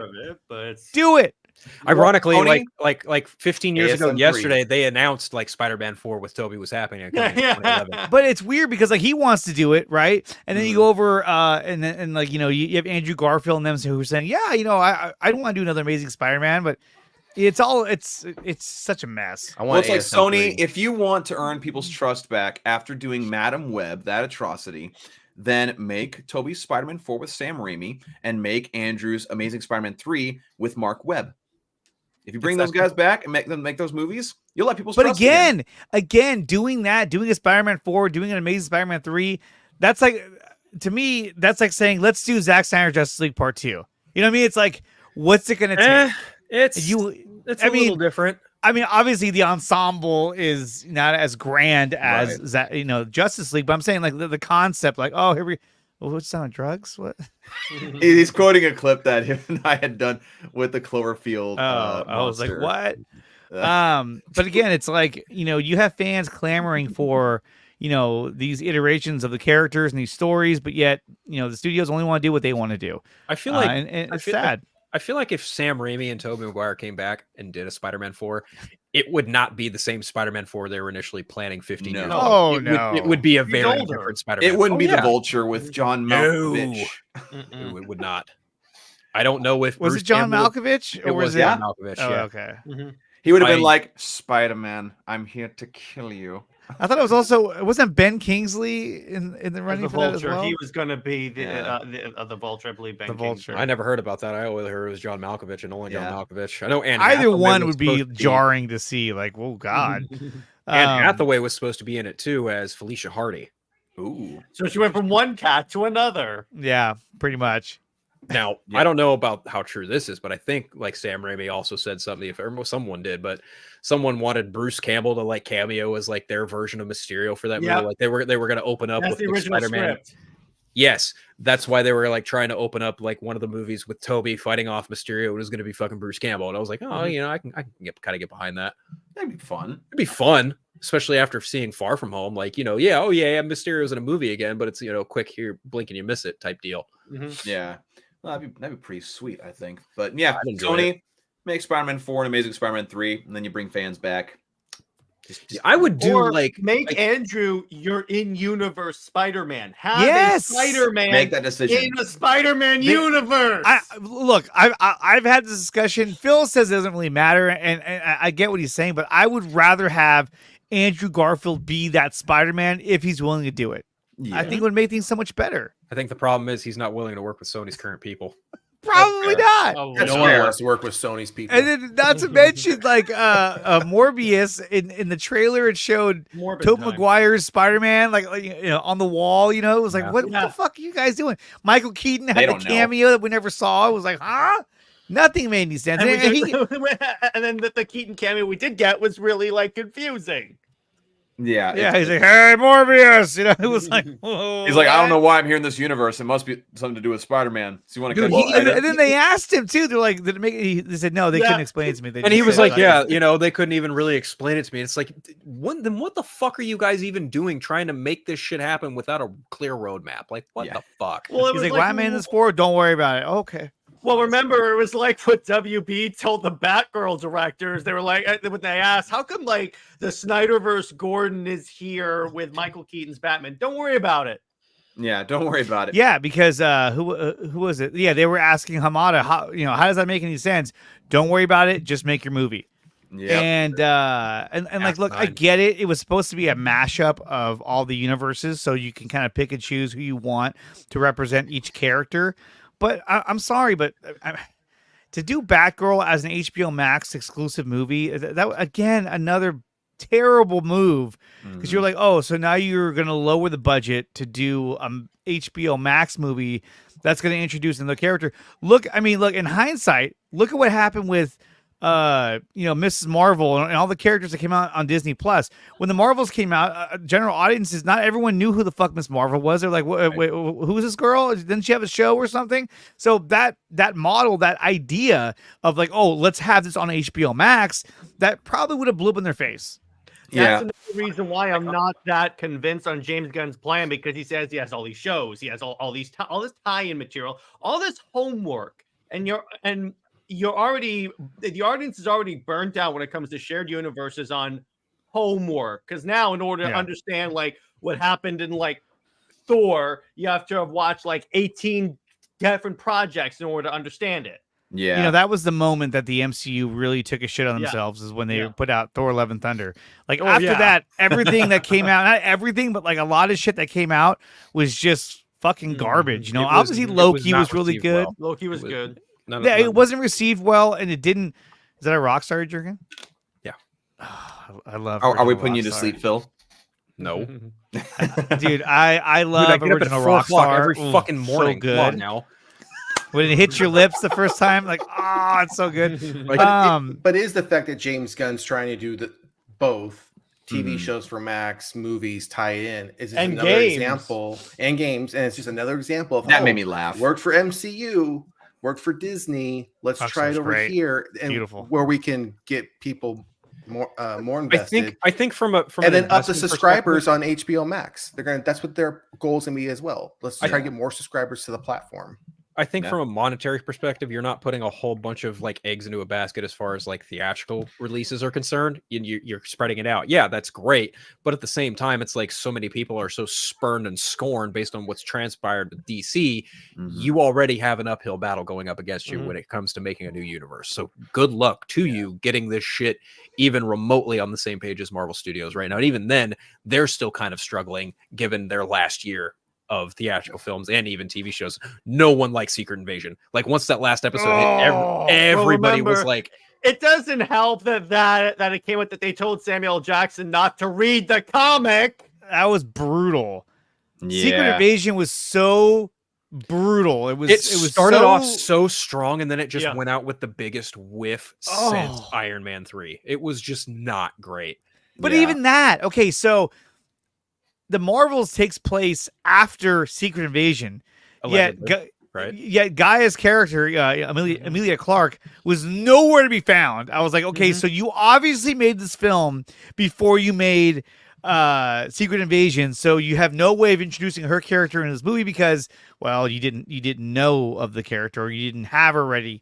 It was just kind of crazy. It was like, oh my god, and It's almost like the people working on Secret Invasion didn't even bother like explaining what the fuck they were doing to everyone else making movies, or even like Kevin Feige himself. And not to mention Rhodey. You're like, wait, so how long has he been a Skrull? And then like I think one of the writers of the showrunner was like, oh, he's been Rhodey since Civil War or whatever. I was like, what?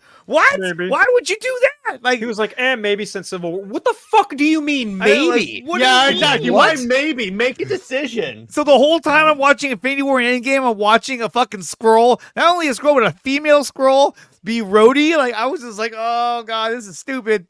And then how does this Skrull know how to do how to control the suit, all the different features and all that? It's kind of like, wouldn't the suit also pick up like that this isn't Rhodey? Because I think in like Iron Man 2 in an offhand line that said it has like DNA like scanners. You would think it would, or like a retinal scanner or something. I don't know. If they really want to retcon that shit, they better make it a point in Armored Wars to be like, yeah, he went in for surgery on this date after Endgame, and that's when the switch happened. They have to. They kind of have to show. They have to. They have to. If they don't address that, that's a huge fuck up. Oh, absolutely. And that's another one. Armor Wars, like it was going to be a show. Now it's going to be a movie. Right. Oh wait, no, it's going to be a show. No, it's going to be a movie. So I mean, here's the thing: where the fuck does that even fall in the slate? Phase 6, obviously. Where on Phase 6? I don't know. Idea. No one knows. Yeah, it's going to be after Avengers 5. It looks like, because maybe. I mean, already they're building up to Avengers 5 with both Daredevil Born Again the series, and then Spider-Man 4 is supposedly like as what they're using to build up into Avengers 5, which we don't even know what the premise of Avengers 5 is anymore, because it's not Kang Dynasty. It's not Kang Dynasty. Nope. You know what I mean? So I would imagine Kang is going to be in it in some way, in some fashion. I don't know how, but they have to wrap that up somehow. I mean, they kind of did at the end of Loki season 2. They were like, "Yeah, we're keeping an eye on all the other Loki variants." They're almost like, "Hey, maybe they'll just forget that the audience saw that huge auditorium full of Kangs, all like, yeah." They're not going to want the bad press. I don't even think they're going to touch it. Here's how you fix that. You have a movie start off. Maybe it's Secret Wars. Dr. Doom rolls into that Coliseum and just murks everyone. That's how you wrap that up. That's not how that's going to happen. It's not, but it'd be pretty sick. That's a way to do it. It'd be pretty sick. Galactus shows up and steps on all of them. Exactly. Just do something. But speaking of delayed projects, I think this is a good transition to the main topic that was for today's stream. With the news that came out earlier, I think it was earlier today, that the Batman sequel, the Batman Part 2 or the Batman 2 or whatever they're going to be calling it, is now being delayed until October 2026. It's supposed to come out next year, but it's now delayed an extra year. And there's a lot of talk about that, and a lot of different reasons given. But I kind of want to pick your guys' brain about this because, with any other company, with any other studio, I wouldn't really think twice about this. I mean, especially when we had the writer's strike, and so it makes sense like things are kind of pushed back a little bit. But at the same time, this is also a Warner Brothers-esque company, Warner Brothers Discovery, where in the past we've had things postponed and put on the back burner a little bit, pushed back to the point where sometimes they're either never released or they get made in a way to where it just doesn't come off as well as either the previous film or whatever the case may be. And so I kind of want to hear what you guys have to say about this delay. Does it concern you at all? And if it does, like, what are some things specifically that concern you? I guess we can start with Phil here about that, because since you have the Batman shirt on here today. There you go. Number one, when I saw this news, I wasn't surprised. Like, Craig and I have been talking about it here and there on the Eternal Night. Like, when the strikes happened and it indefinitely delayed so much shit and it pushed back so many people's schedules, I was like, there's no way the Batman meets October 5th, October 3rd, whatever, 2025. There's just no way. And then you factor that in with like, Jeffrey Wright saying, "Oh, I haven't seen a script." You had Mattson Tomlin and Matt Reeves out there on the picket lines, like they were striking, rightfully so. Right. On top of that, like, given that DC is all in on Superman at the moment, do you really think it's a good idea to have like 2 big name superhero films in the same year? Like, yeah, I get the synergy aspect of it, but would it be financially feasible for them to like have it that way? Maybe, but I don't know. On top of the fact that, there have been rumors of like, oh, Clayface might be the villain, Hush might be the villain. I'm going to go back to Batman v Superman because that movie notoriously got pushed back from July 2015 to May 2016, and then again to March 2016. What happened? They retooled the script with Chris Terrio. They went through a couple different development differences. First, we saw concept art. Well, not first, but like we found out Metallo at one point might have been a villain by way of, Scoot McNairy's character. Then it turned into Doomsday. I think Matt Reeves and Mattson Tomlin also want to just take their time to really flesh out and make a solid sequel to the first one. Let's also not forget, it took Matt Reeves like 2 years to fully complete the first script to the first film. That's so true. You couple that in again with the strikes that pushed everyone's schedule back for whatever they had planned. Everyone's schedule just went out the fucking window once those strikes happened. So whoever was on board to be for production or be there in acting, it does not matter. Like all of that went out the fucking window once those strikes happened, and then schedules reshuffled and changed. Other people probably I mean, look at Greg Fraser. He's just wrapping up Dune, press for Dune 2. He's more than likely, I would imagine, hopefully going to be the DP on Batman Part 2. We'll see what happens. But yeah, I'm not at all shocked or surprised by this. The fact they pushed it back a full year tells me they want to keep that Halloween-ish energy for the Batman because they wanted it for Part 1. They didn't get it for, COVID-related reasons. And I also think that, like, I don't think the budget for Part 2 is going to be as massive as it was for Part 1. I mean, it could be, but I'm not going to say that definitively. And I'm really just kind of boiling it down to like a creative perspective. Like, let Matt Reeves and Mattson Tomlin do their thing. Like, let them make the script they want to make. And all this nonsense about, oh, James Gunn's, he's got a grudge against it. He wants to cancel it because Brave and the bullshit. There's no fucking way he's going to try and get in the way of Matt Reeves because Matt Reeves already walked away once. There's no fucking way they're letting him walk away again, especially with how successful that first film was. I don't care what anybody says. There's no fucking way that movie gets canceled. That's fair. Andre, what do you think? I would say that, look, they just finished production on the Penguin season 1. If they were planning on not moving forward with the Batman, then they would have already made massive changes to that show or reduced the number of episodes, but they just finished that. And not to mention, look, in the grand scheme of things, as a studio, right? WB, they want to stay in the Matt Reeves business. They want more films from Matt Reeves. May it be more Batman films, more whatever films he wants to do. They want to make sure that his home is at WB. They're all about, supposedly, they're all about trying to acquire and keep their talent. That's why they're signing, these contracts to Tom Cruise and Andy Muschietti, and so they want to stay in the Matt Reeves business. And so because of that, just like how they want to stay in the Todd Phillips business, they want him to stay with them and make more projects. If they go over and say, hey, look, we're not going to go ahead and do your Batman Part 2. We're just going to cancel this project. The Penguin series will come out, will make no sense, and then we'll lose a lot more fans and piss off a lot of people, and we'll also piss you off, and you'll likely go over to Universal or another studio, Paramount, and make more movies, and not with us because now we've pissed you off. I just don't see them doing that because that doesn't make any sense, especially when you're talking about a studio who's trying to make money. And the Batman made how much money? About $770 million. Yeah. Right. Yeah. And so I think anything over $700 million is considered a success, if you ask me. I mean, obviously, if it hit 800 or 900, that's even better. But I don't see them canceling the Batman because there's no reason to, because it's already established. You have a great director in Matt Reeves attached to it. So there's no reason to stop it from happening. Right. And Jared, what about your take? My take is really, it's the same reason why I knew that they were never going to like fold in a Matt Reeves Batman into the DCU, because they don't want to piss off Reeves. And this is also a studio that they lost Nolan, they lost Zach. Are they really going to risk losing another creative? Exactly. It's so they're not going to risk pissing them off. Is it concerning that it was pushed forward a year? Yeah. Is it like Apocalypse? No. I don't think it's that bad. Granted, this is Warner Brothers. Anything could happen, but that's fair. With the information I have available to me right now, I don't think it's like, oh my gosh, everything's going down. Yeah, that's fair. And how about you, Nerd Cosa Nostra? I mean, I'll echo some of the things that have already been said. You spend 200 million, you make 772 million back on the first film. You've invested time, money on a Penguin series. I don't see it getting canceled. I think where it's landed now is that's what's going to happen. You definitely don't want to lose another creative, just as Jared said. I mean, 3 big names in the industry that aren't going to be willing to work with your studio any further, or go sign long-term deals with other studios like Zach did with Netflix to do their own thing and have that freedom to do so. The only thing that worries me is the whole Superman and Lois thing. We don't want to confuse the audience having That's 2 Supermen out there. So we're canceling this now.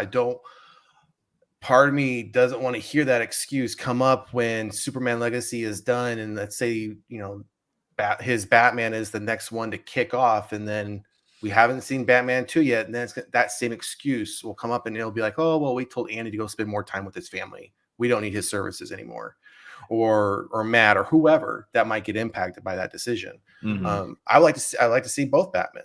I like to see both films. See, the Superman Lois decision is what worries me. That's my only outlier, is that excuse of we don't want to confuse the audience. The audience wants variety.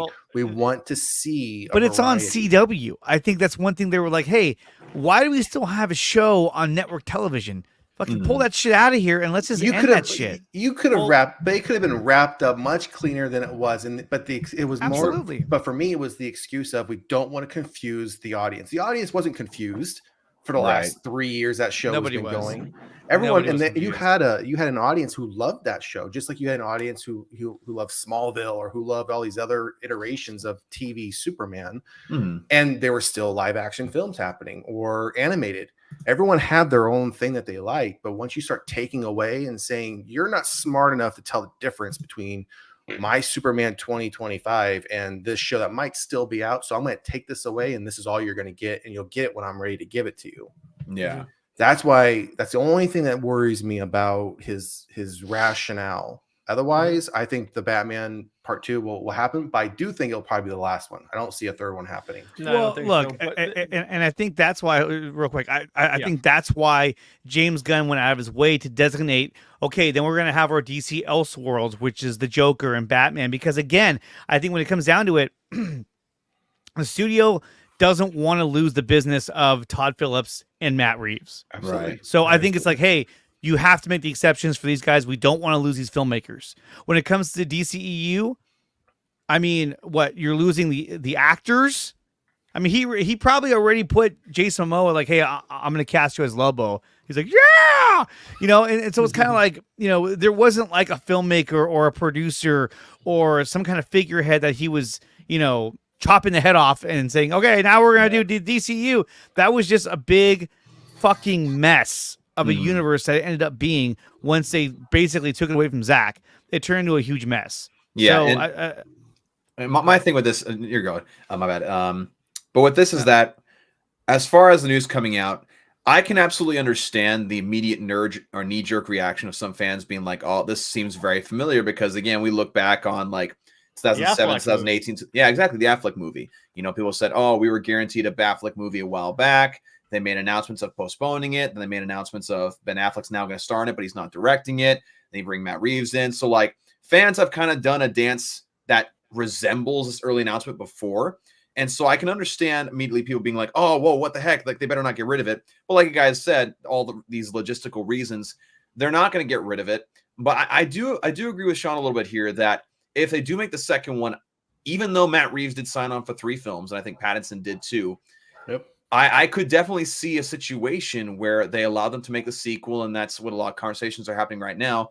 And they kind of end the series with 2 movies. I'd love to see 3. Obviously, I loved the Batman, and I'd love to see as much of that as I possibly can.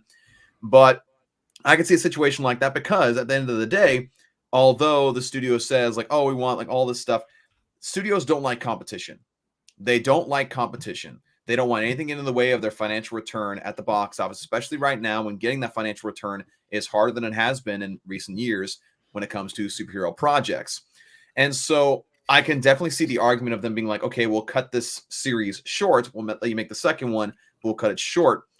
But again, the reasons you guys said, the Batman was successful. It made a ton of money. It created a lot of buzz. It's, kind of brought people into a new DC universe to get invested in. And for me, like the Batman universe is my DCU right now. That's the stuff that I'm excited for. I'm excited for the Penguin show, the Batman 2, whenever that comes out, of course, now being slated for 2026. So there's a lot of people who think that way. And so there's no way, in my opinion, that they're going to get rid of it. But I can definitely understand the initial apprehension. That's the other thing. Okay. Let's do Phil first. I do think that Dave Pena has a really good theory in that if they're really smart, they'll let him write 2 and 3 and shoot 2 and 3 back to back. That way you guarantee he gets his trilogy done and out of the way by the time Brave and the Bold comes around. I like that. It'd be smart. It'd be probably one of the smartest things they've done in the last fucking decade. But, time will tell. And isn't Penguin just a limited run, like a season 1? They're not, it's just that, right? Yeah. They're not doing anything beyond that. Just bridging the gap between the Batman and the Batman 2. Right. It's crazy to think that they didn't shoot Dune 1 and Dune 2 back to back. That's even crazier. But Jared, what were you going to say? The other thing when it comes to Batman, and I alluded to this earlier, is that Batman's a stronger IP than Superman is. That's the difference between this and Superman and Lois. So they could conceivably have like 2 Batman, because Batman is one of those things where if you put out a Batman anything, people will show up. Batman prints money. As opposed to Superman, who it's not as much of a guarantee as it is when you have like Batman. Yeah, very, very true. So again, I understand the initial apprehension, but when logic takes hold, there's no reason to really be concerned that it doesn't come out. Now, could it face like some production issues and maybe some changes that are forced on Matt Reeves? Potentially. I mean, this is, again, Warner Brothers is talking about. But again, like it's been pointed out multiple times, Matt Reeves is a very well-loved director, makes quality content, quality movies. And so pushing him out would be dumb. I think if James Gunn tries to put his knee on Matt Reeves, I think Matt Reeves could be say, screw it, I'm out, peace. He'll bite back. You're not getting your second film, or you can finish it yourself. And then if we hear that happen and James Gunn says, okay, I'll finish it, man, pitchforks and torches is going to happen. I mean, if that happens, you're going to people will riot over that. I mean, you might as well just leave it as one film and one short TV series and just leave it alone. Yeah. Also, that's a good point. Although, like with the when you think about the CEO, shareholders, investors, they're going to say, no, finish it because we want to return on the investment we've already made and we want to make money. Yeah. Ultimately, that's what's going to push Gunn. No matter what Gunn thinks, what he wants to do, what he tries to portray, he's in charge of everything. He ultimately answers to somebody who has the purse strings. Yeah. Well, and the idea that Phil was saying about shooting the Batman Part 2 and 3 back to back, I don't know if you can do that depending on how intricate and how detailed the story is for each one. I mean, now you're saying, okay, hey, look, not only do we want you to finish the script on Part 2, but we want you to finish the script on Part 3 so you can shoot them back to back. So it's like, whoa. And so then now he has another year to not even you know what I'm saying? He has another year to write a Part 2 and a Part 3. I think if anything, he's going to focus on Part 2, make sure Part 2 is quality before he puts it out there and starts filming it. But it's possible they could do that. I just think that's the way that the first film turned out. I don't see how you would shoot a Part 1 and a Part 2 and 3 together, because they're both like, I think they're both going to have their own feel and their own tone and their own story to each one of them. I mean, unless one directly leads into the other. Now, the main question that I have is that once this movie comes out in 2026, it will have been, 5 years since the Batman came out? And so my question for that is that, the Batman movie ended in a way where it kind of seemed like it was going to transition to a sort of era of extreme lawlessness in Gotham City due to the flooding of the city, people trying to take over, like Penguin taking over the gangs and everything. And so it's the idea of like, oh, immediately they're going to deal with the aftermath of that. But now it coming out a couple years or a couple more years later than expected. Now, how do you approach that story? I mean, Robert Pattinson, he's going to be in his 40s by the time it comes out. I mean, he'll still be 38 or 39 when it's filmed. So there's going to be some interesting things there. Is there going to be a noticeable difference in time? Are they going to point out like, oh, it's been this many years since this happened or whatnot? How are they going to address it in that way? Yeah, and there's going to be some kind of time jump, but I don't know how much they're going to do. But the other argument I've heard is that like, oh, Pattinson is 40 years old and that, or like that's how old Henry Cavill was, and he said it was too old. I was like, when I saw it, I was like, dude, I don't give a fuck. I just want to, at this point, if we're going to get more movies where Robert Pattinson as Batman, we're going to get 1 or 2 more, then so be it. Like, I'm happy for that. I want to see that. Why bring that narrative up again and say, hey, Henry Cavill should have been, he should have been Superman, but he's not. And I don't think anything that we do is going to bring him back unless, And that's where I'm at with the whole old regime, new regime. I'm a Zack Snyder fan. I like Zack Snyder's films. Absolutely. I liked his iterations, but I have accepted you accept reality that it's over. It's done. Yeah. We're not going to get Justice League 2, Justice League 3. We're not going to see the Batman. I mean, those are not going to happen. If they ever did happen, you're talking 10, 15 years, and you think Ben Affleck at his age is going to want to come back and do that, or none of them are going to after all he's been through. No, exactly. As much as I would love to see it, we're not going to see it, whether it's live, animated, comic book. I don't think any of that's going to happen. Right. They've put a stake in the ground saying new DCU, James Gunn, Peter Safran. This is the direction we're going. Get on board or go watch something else. That's pretty much what they're saying at this point. I think they're tired of hearing the bring Henry back, bring Ben back. They're not bringing them back. Those guys have all moved on to new projects. Yeah. I mean, do they really want to put themselves right back into the fold of all this drama? Probably. And I mean, not. Henry's rumoredly been put in the MCU, for instance. So it's like bullshit. Yeah, I don't know how much I believe. It has not even been confirmed. It's not. So it's like it's speculation, but there's nothing. There's been no substantial report that has led to it. And I'm not saying that you're saying that it's true. I'm just saying like we've been hearing about it for a long time, but we still haven't heard any confirmation at all about who or what or because where they keep he's saying like, character. he's in the MCU. Then there's even ones that are going even further, saying, he's in Deadpool 3 as the new Wolverine. That's bullcrap. That's no way. I'm sorry, but Holyfield News is like you're turning into the next Geekosity. I mean, come on, dude. I'm putting it right here, right now. Bullshit. He's not going to step into another giant cinematic universe after one already fucked him. There's no way he's going to do that. He's busy with Warhammer and Highlander. Why would he bother going to the MCU? So gosh, I hope they don't screw up Highlander. Why would he go be fucking either Doctor Doom or Captain Britain? What fucking sense does that make? None. I've said repeatedly this would be a big FU from Marvel to DC is if they brought back the whole cast, had them play the Squadron Supreme, and have Zack Snyder direct it. They wouldn't, but that'd be funny. They would never do it, but that would be freaking hilarious. The only character that I would want to see Henry Cavill play, like Cyclops, would be cool, but then that's a long-term character. I don't see him doing that. I think the best character that he could play would be like Doctor Doom. I don't even see that happening. I don't see it either, but I'm saying I could see him playing it because he'll be in a few movies and then you won't see him for a while. It's not a character that has to be a reoccurring character, constantly. Like if you were Cyclops, and then you're committing to a role in multiple appearances for the next like 5 to 10 years, whatever. But I think if you're Doctor Doom, it could be something smaller. I don't know. It's weird. Plus, it could be like one villain or maybe 2 and done at most. Plus, here's the thing about him playing Doctor Doom. The mask is on. He can just record voice lines and then occasionally for when Doom comes back. He doesn't have to be there physically in the suit.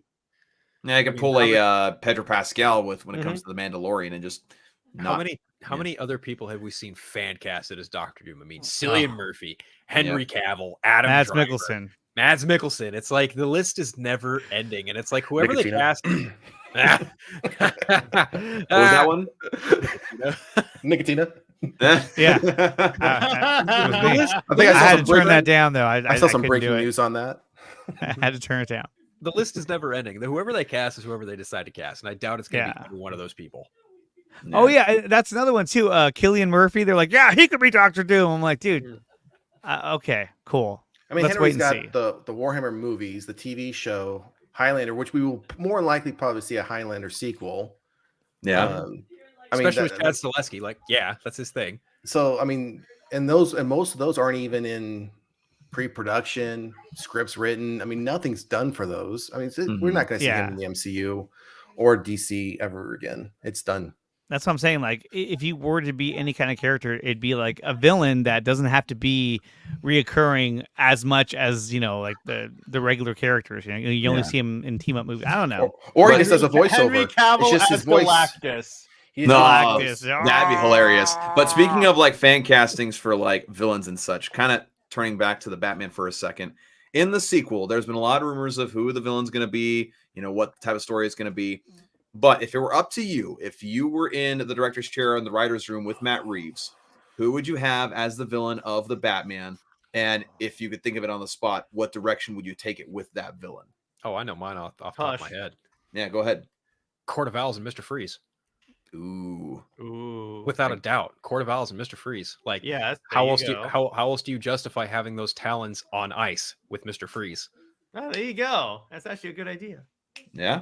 I like that. Yeah, not hard. I can see that because then it would connect together and it makes sense. Because I would say either or. Like, you know, there's a lot of. It seems like every Batman movie they're like, yeah, it's got to be 2 villains or 3 villains. I just like it when it's one. You know, and that is the main.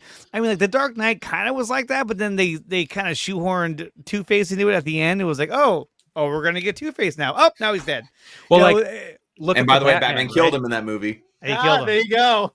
Look at the Batman though. Like you had Zoe Kravitz there as Catwoman. She was kind of like not necessarily an antagonist. Well, but Catwoman is she was a force in that movie. Then you also had Oswald Cobblepot, again another antagonist, but the main villain of the story was the Riddler.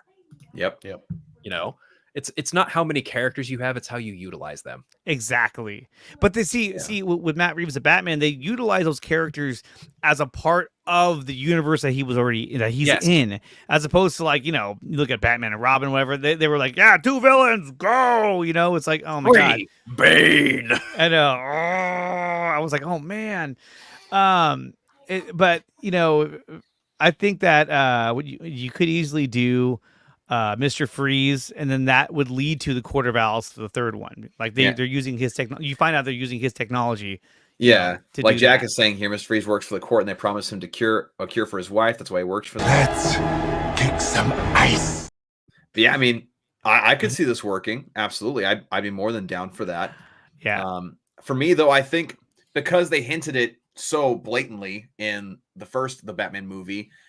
I mean, Hush. I mean, you had the writer who was killed because of Thomas Wayne going to Falcone. His last name was Elliot, and so you could easily have it to where and the words "Hush" flash on the screen. Yeah. Yes, exactly. And like, yes, it would be different from the comics where Thomas Elliot was a childhood friend of Bruce, and you know all that stuff. It would change that, but it would give Thomas Elliot more of a understandable vendetta against Bruce, because in the comics, of course, Thomas Elliot is just jealous of Bruce because, you know, he got his parents' money because his parents were dead, whereas he had to live with his mom for a long time while she was sick and didn't inherit his money for a long time.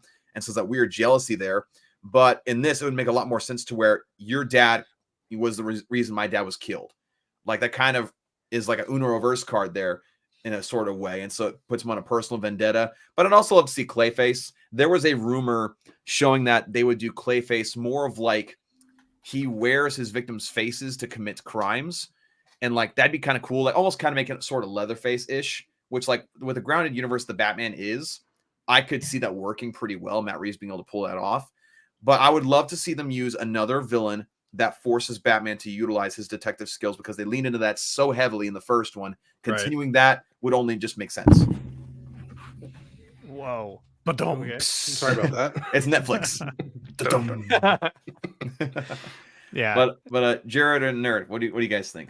I say Hush because again they set it up really well. Plus, you can have like you can still have where like Hush became a doctor, and you can adapt the sort of idea that they had in the Arkham games, where like Hush was like taking skin from the victims and make himself look like Bruce Wayne, and then Hush starts committing crimes looking like Bruce Wayne.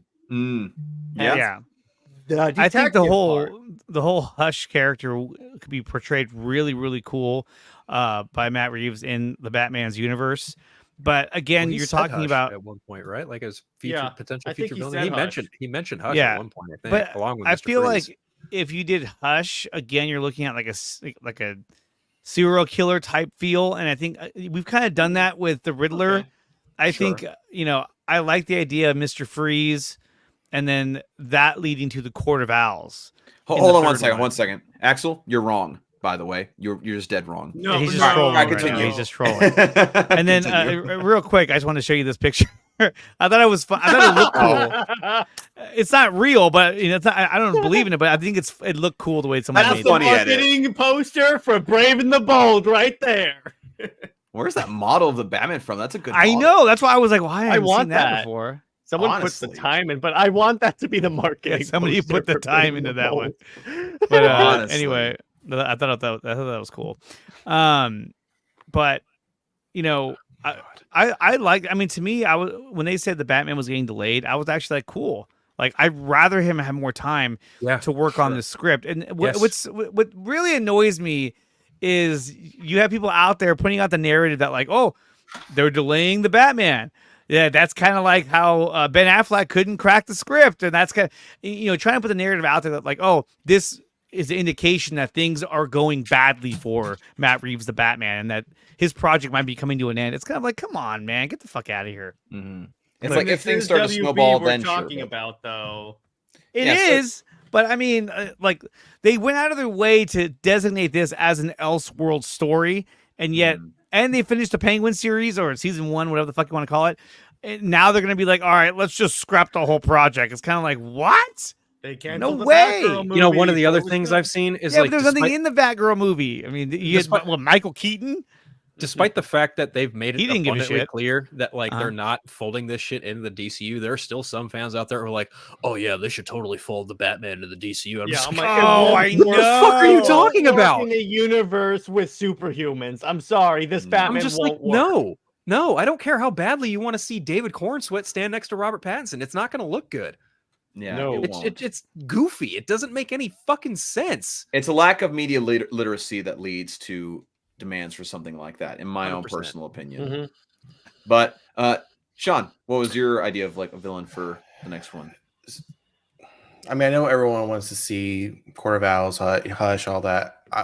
I know we've seen Scarecrow already in Nolan's world, but I want to see a Scarecrow look like from Batman Arkham Knight. Yeah, with the needles on his fingers, the two, a really scary looking Scarecrow. Oh yeah. But to get away from the typical, and we all know we all know these typical villains, but what about a villain that isn't as well known but just as bad, like Mad Hatter, right? Or Professor Pig. I mean, I want to see like these diabolical ones, or the anti-Joker, right? Mm-hmm. That could utilize the detective skills aspect of this Batman versus just, it's just battle sequences, right? Mm-hmm. That's one thing that I really liked about the approach with the Riddler. It was more of a detective noir type story versus just the constant action sequences with a little bit of dialogue in there. Well, the Riddler is a villain that's very conducive to that because you typically have to solve his riddles. And that's why I would like to see something like Mad Hatter, like a live action Mad Hatter, and see how Matt Reeves can create that character in his world. Definitely. Yeah. I think that'd be great. Honestly, I would love to see him try and like ground Poison Ivy. Yeah. I think I would like to see him take a crack at the ventriloquist. Oh, that'd be a good one. Yeah. That'd be dope. Right. I mean, you could also do like Hugo Strange. Mm-hmm. Yeah, there's that. Have that whole aspect in there. And with the ventriloquist, you can have him sort of like go up against the Penguin and try to opt for power in the power vacuum of Gotham City. That could be interesting. I want to see something that hasn't been done. That's why I'm not so keen on like Mr. Freeze, Harley Quinn. I mean, we know these characters. Let's see something. No Harley Quinn. I think That's it's pretty. We've seen that. But here's the thing, though, is that like I think eventually, if you're Matt Reeves, you have to do the Joker. I mean, had him in the first film in two different ways. Well, also, I don't think so. We have the Joker. We have a part 2 of a Joker coming out. The Joker aspect in the first one was perfect. It was just there. You knew it was coming. It wasn't. The film wasn't dependent on that character's story. But and if he wants to include him in the second one, he could play the same type of role where Batman has to interact with him. Like, what do you know about this villain? I liked that scene. Him in a way.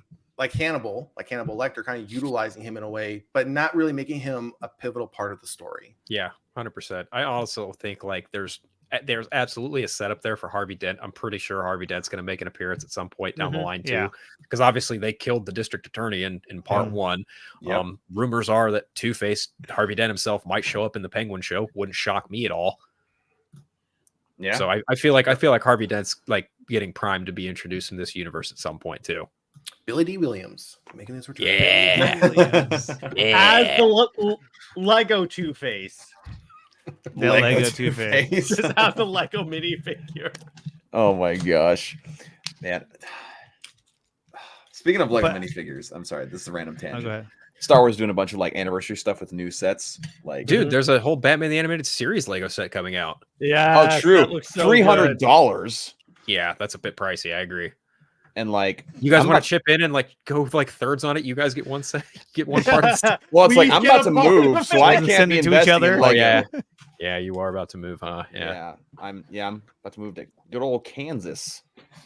Kansas, where Superman is from. Yes, I will hold that over Superman fans till the day I die. Yeah, there you go. No, but I mean, look, like when it comes to the Batman, I mean, just to say this one last time, I don't think it's going to get canceled. I don't think that it's going to get scrapped, or Matt Reeves is going to walk away, or they're going to replace Robert Pattinson. I just think that, you know, you look at the writer's strike, look at all the shit that was happening last year and this year and the year before that with the COVID and all that. I just think they're like, hey, look, you know, they probably had a discussion and they said, okay, we'll give you another year to develop the script just to get it right. Because, I mean, look, I don't think that Matt Reeves wants to put out a script that was like, well, I thought it was all right and we filmed it anyway. You don't want to rush it. You just don't want to rush exactly. it. No. And you know, they even told him, I mean, back in the day, they said, you know, we would like for you to do a Batman. And he was like, well, I'm doing Planet of the Apes, so it's going to have to wait. And so they literally waited for him to come back. And so that's why I think it's going to happen. And I like it. I was going to say, just to piggyback off Andre, if you honest to God believe that part 2 is getting canceled, you're fucking kidding yourself. I'm sorry. Like it is not going to happen. If you legitimately believe that they're going to just can this shit, you are out of your fucking mind. It is not going to happen. Right. Yeah, I agree with that. And so for the fans of like myself of the Batman movie and wanting to see its sequel, like again, don't worry. Like there's other things to be concerned about. Like as far as the quality, like Matt Reeves is in charge of it, so like I'm not too concerned about that. Like the only thing can be concerned about is like further delays in production. Maybe some things go wrong. You know, maybe some things like that could happen. But as far as being canceled, no, you're not in any danger of that whatsoever. No, not at all. In my opinion. Now, if anything, this is a good thing for the Batman part 2. Yes, give it time to breathe. Allow it to be as good as it possibly can be. I mean, we waited several years for a movie called The Batman to come out anyway. Right. So, well, and the Joker scene that got cut from the movie, I really like that scene, but same. I guess I do see how it would have been a tonal shift. Like, wait, what?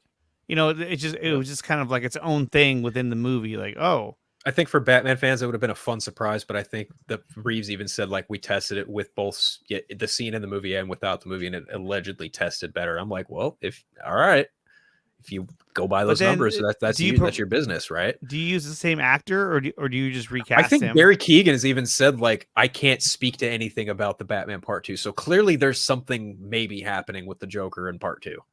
Yeah, maybe what that entails, I don't know. Maybe again having him as sort of like someone Batman goes to just talk to about the villain, and which I would love to see that type of relationship between them, like we saw in that deleted scene, only a little bit more involved and maybe more repeated times going back. But I feel like if you do that, then and by the third one, it's going to lead to him breaking being the biggest bad one of the third. Yeah, I mean like, that's the final one, right? Right, yeah. Joker. That's the final villain of the trilogy. Yeah. So. Because it's funny because by releasing that deleted scene, it's like you had the scene, even though you didn't have the scene, but you did have the scene. So if you did it again in the second one, most fans would go, "Oh, we saw this already. So now they're doing it again. Cool." Right. Even though they really didn't. You know what I mean? It's hard to explain. Yeah. But with that being said, we're getting close to the 2-hour mark. This is where we usually like to cut it off. And first and foremost, like Sean, Jared, we appreciate you guys being here on such short notice as well, helping us to replace Ryan for the day. Expect more calls. Yeah, it doesn't take two of you to replace Ryan. It doesn't. Maybe like half of you, maybe like a half of one of you. But we appreciate you filling in and giving us your thoughts, and we also appreciate everybody in the chat. And do we have any like final thoughts from anyone here on the panel to give before we start closing out? Not particularly. I don't think if so. this Superman movie doesn't pan out, I want to see Reign of Superman. I want to see live action, 3 to 5 films, 1 film for each one of them, and then a final film with all of them together. That's what I want to see. If this Superman does not work out, that's the story. I want to see something. I want to see the Cyborg. I want to see Superboy. I want to see those. Cavill play Cyborg Superman. Cyborg Superman is what I meant. Yeah, I want to see those live action versions of the character. I mean, is it possible? Is it possible that that's something that we might get later on in this universe if it lasts? Dude, if that happens, people are just gonna get down on their knees and brown nose the fuck out of James Gunn for doing it the right way and but then it'll be pretty if you say that, then most likely his movie will be a success. If his movie leads me to that path and I get that live action, I'm all for it. But if it doesn't work out, I mean, maybe take a break from Superman for 5 to 8 years. Take a break from the character. Give us some independent stuff, and then bring it back with something like that from the comics. Bring those comics to life, and because eventually you have to end the universe to reboot. Because eventually the actors are going to get too old. Yeah. So I mean, maybe you end it with the Kingdom Come, and then that leads to this a reboot. Is why for me I'm starting to feel like the best way to go about superhero stuff is more and more so, unless it's like a short term like mini story, like just maybe 2 movies or a mini series. If you want to do long-term stuff, animated is, in my opinion, the way to go now. Like, because as far as like actors getting too old, he was like, it was the way I was doing it was just a comic book run. Yeah, like short-term, or if you're gonna do long-term, make it animated because voices age slower than physical appearance. Yeah, let's be honest. Well, fans didn't understand that. They were like, why is Robin dead? It's like or film. It could have been really cool. All back to back. Yes. Yeah. Pull a Lord of the Rings. Lord of the Rings. Lord of the Rings style. I mean, look at that Batcave behind Sean. It's like that was such a badass Batcave. It was like, holy shit. And to know that doesn't even exist, it's probably been dismantled and destroyed. And that's the other thing too, is that like if you're gonna complete Zach's movie, think about all the sets you have to rebuild to have that same look. Probably made into a Starbucks, probably. I know, right? If they were going to do that, remember at the end of ZHL, they were building the Hall of Justice. They could just move all that stuff to the back. Because here's the thing, and if you look at the original storyboards, it looks like they were using the Batcave as their command center. And based on the time jump, they could just say the Hall of Justice is complete now. Yeah, you could probably do that. The Batcave was going to be the Justice League's like meetup point. Which I thought was cool because it was like, well, why not? I'm actually convinced that the Batcave used in Batman v Superman, it wasn't his first Batcave. Yeah, I mean it's more modernized. Like maybe the first one was underneath Wayne Manor before it burned down, so he moved to the lake house. There you go. Exactly. Yep. I was about to say, yeah, bingo. Makes sense to me, honestly. Yeah, that's kind of where my head's at with that. Yeah, but. With that, once again, I want to thank everybody for watching with us today. For those who gave super chats, those who chimed in the conversation, be sure to go follow Nerd Cosa Nostra and Jared for Comics League on the socials. And Phil, again, he's going out to Boston this next week and still waiting on his tax returns. So if you can help him out in getting there and being able to make sure that he can get through the weekend in one piece, definitely feel free to help him out in that way. There's the Venmo, and then there's the PayPal. Help out Phil. Scan it to what's the con called again? It's a PAX East. It's a Penny Arcade Expo. Basically, think like Comic-Con, but for video games. Right. So yeah, if you have, definitely help them out, help them get there, and also be sure to go check out all the rest of the panel members on the social medias. You know, got Nickatina Show, Unfiltered, Zeeverfett. They're all the same everywhere else. I had to change stuff for some reason. It was stupid. But anyway, be sure to go check out DJWArt.com for some cool prints. In fact, I'll show you guys some stuff I am working on. DJ Wart. DJ Wart. Yeah. DJ Wart. Right now I've got a Avatar, The Last Airbender series of artwork in the works. I've been drawing them traditionally and I'm going to color them digitally. So we got Aang here. And just in a simple pose. What I'm going to do with all these is that each character is going to be from a different bending element or tribe or nation or whatever. So with this one, I'm going to color him regular, like, you know, his colors are on the show. Have the Air Nomad logo behind him. Some cool paint strokes. And I might be printing these out on acrylic. So might be trying out or testing out those waters. Then we got Prince Zuko that I did last week. And again, same concept. And then yesterday, I finished up the inks for Katara and Sokka, which is pretty exciting. Here is this one, finishing off that one. Nice. And of course, all I got left to do is Toph, and then my series will be complete, and it'll all be available on DJWArt.com. Also, for those out there who have TikTok, I have started making my stuff available on my TikTok shop. You can just order it directly from there. I even included sticky note sketches as available to order. So for those who are into those kind of things, definitely go check those out. And go follow Ryan Zeeverfett at your own risk. Yeah, at your own risk. Damn. And then, and again, just a quick shout out. I'll be live again later tonight at 10 p.m. Pacific time for the Dre Area Sports Show. My brother and my brother-in-law. So we do that show at least once a week. And then coming you guys got up, a lot of free agency stuff to talk about today. Yeah, a lot. And then not to mention the guy the Niners were supposed to sign today, the linebacker, he changed his mind and went to the Dallas Cowboys. Like, I learned that during that show. Oh, man. Fuck. Wow. The Cowboys? What a Yeah, shame. I was like, what a dick. What a shame. Why would you go to so, that team? Oh my That's God. almost as bad as Barkley going to the Eagles. Yeah. Yeah, I know. Saquon Barkley. Bad. Holy shit. So we'll be live. Like I said, we'll be live at 10 p.m. Pacific time. So definitely check that out. And then I am also retooling and relaunching my other channel, which is Beyond the Unknown, and I'll be teaming up with my brother on that, which will be more of a podcast, really. But you know, when we do a recording, we'll do it on that channel and on the main channel, which is Nickatina as well. So all kinds of different content. Yeah. Will be available on my channel. So Jack, you take that trash somewhere else. Get the fuck out of here with that shit. he's a big Ravens fan. Yeah. Oh, yeah, he's happy today. I'm sure. Very happy today. I mean, that's gonna be tough to defend with both Lamar Jackson and Derrick Henry if he stays healthy. Either you get ran over or you get juked. You know what I mean? You're just like, basically, people's knees are going to be destroyed this next year Exactly. if they stay healthy. That is. But with that, guys, once again, we appreciate you. We hope you all have a fantastic, I guess, rest of your week and weekend. And we will see you guys. Well, most of us. Phil won't be here, but most of us next week. Peace. Fuck Jeff Johns. Peace.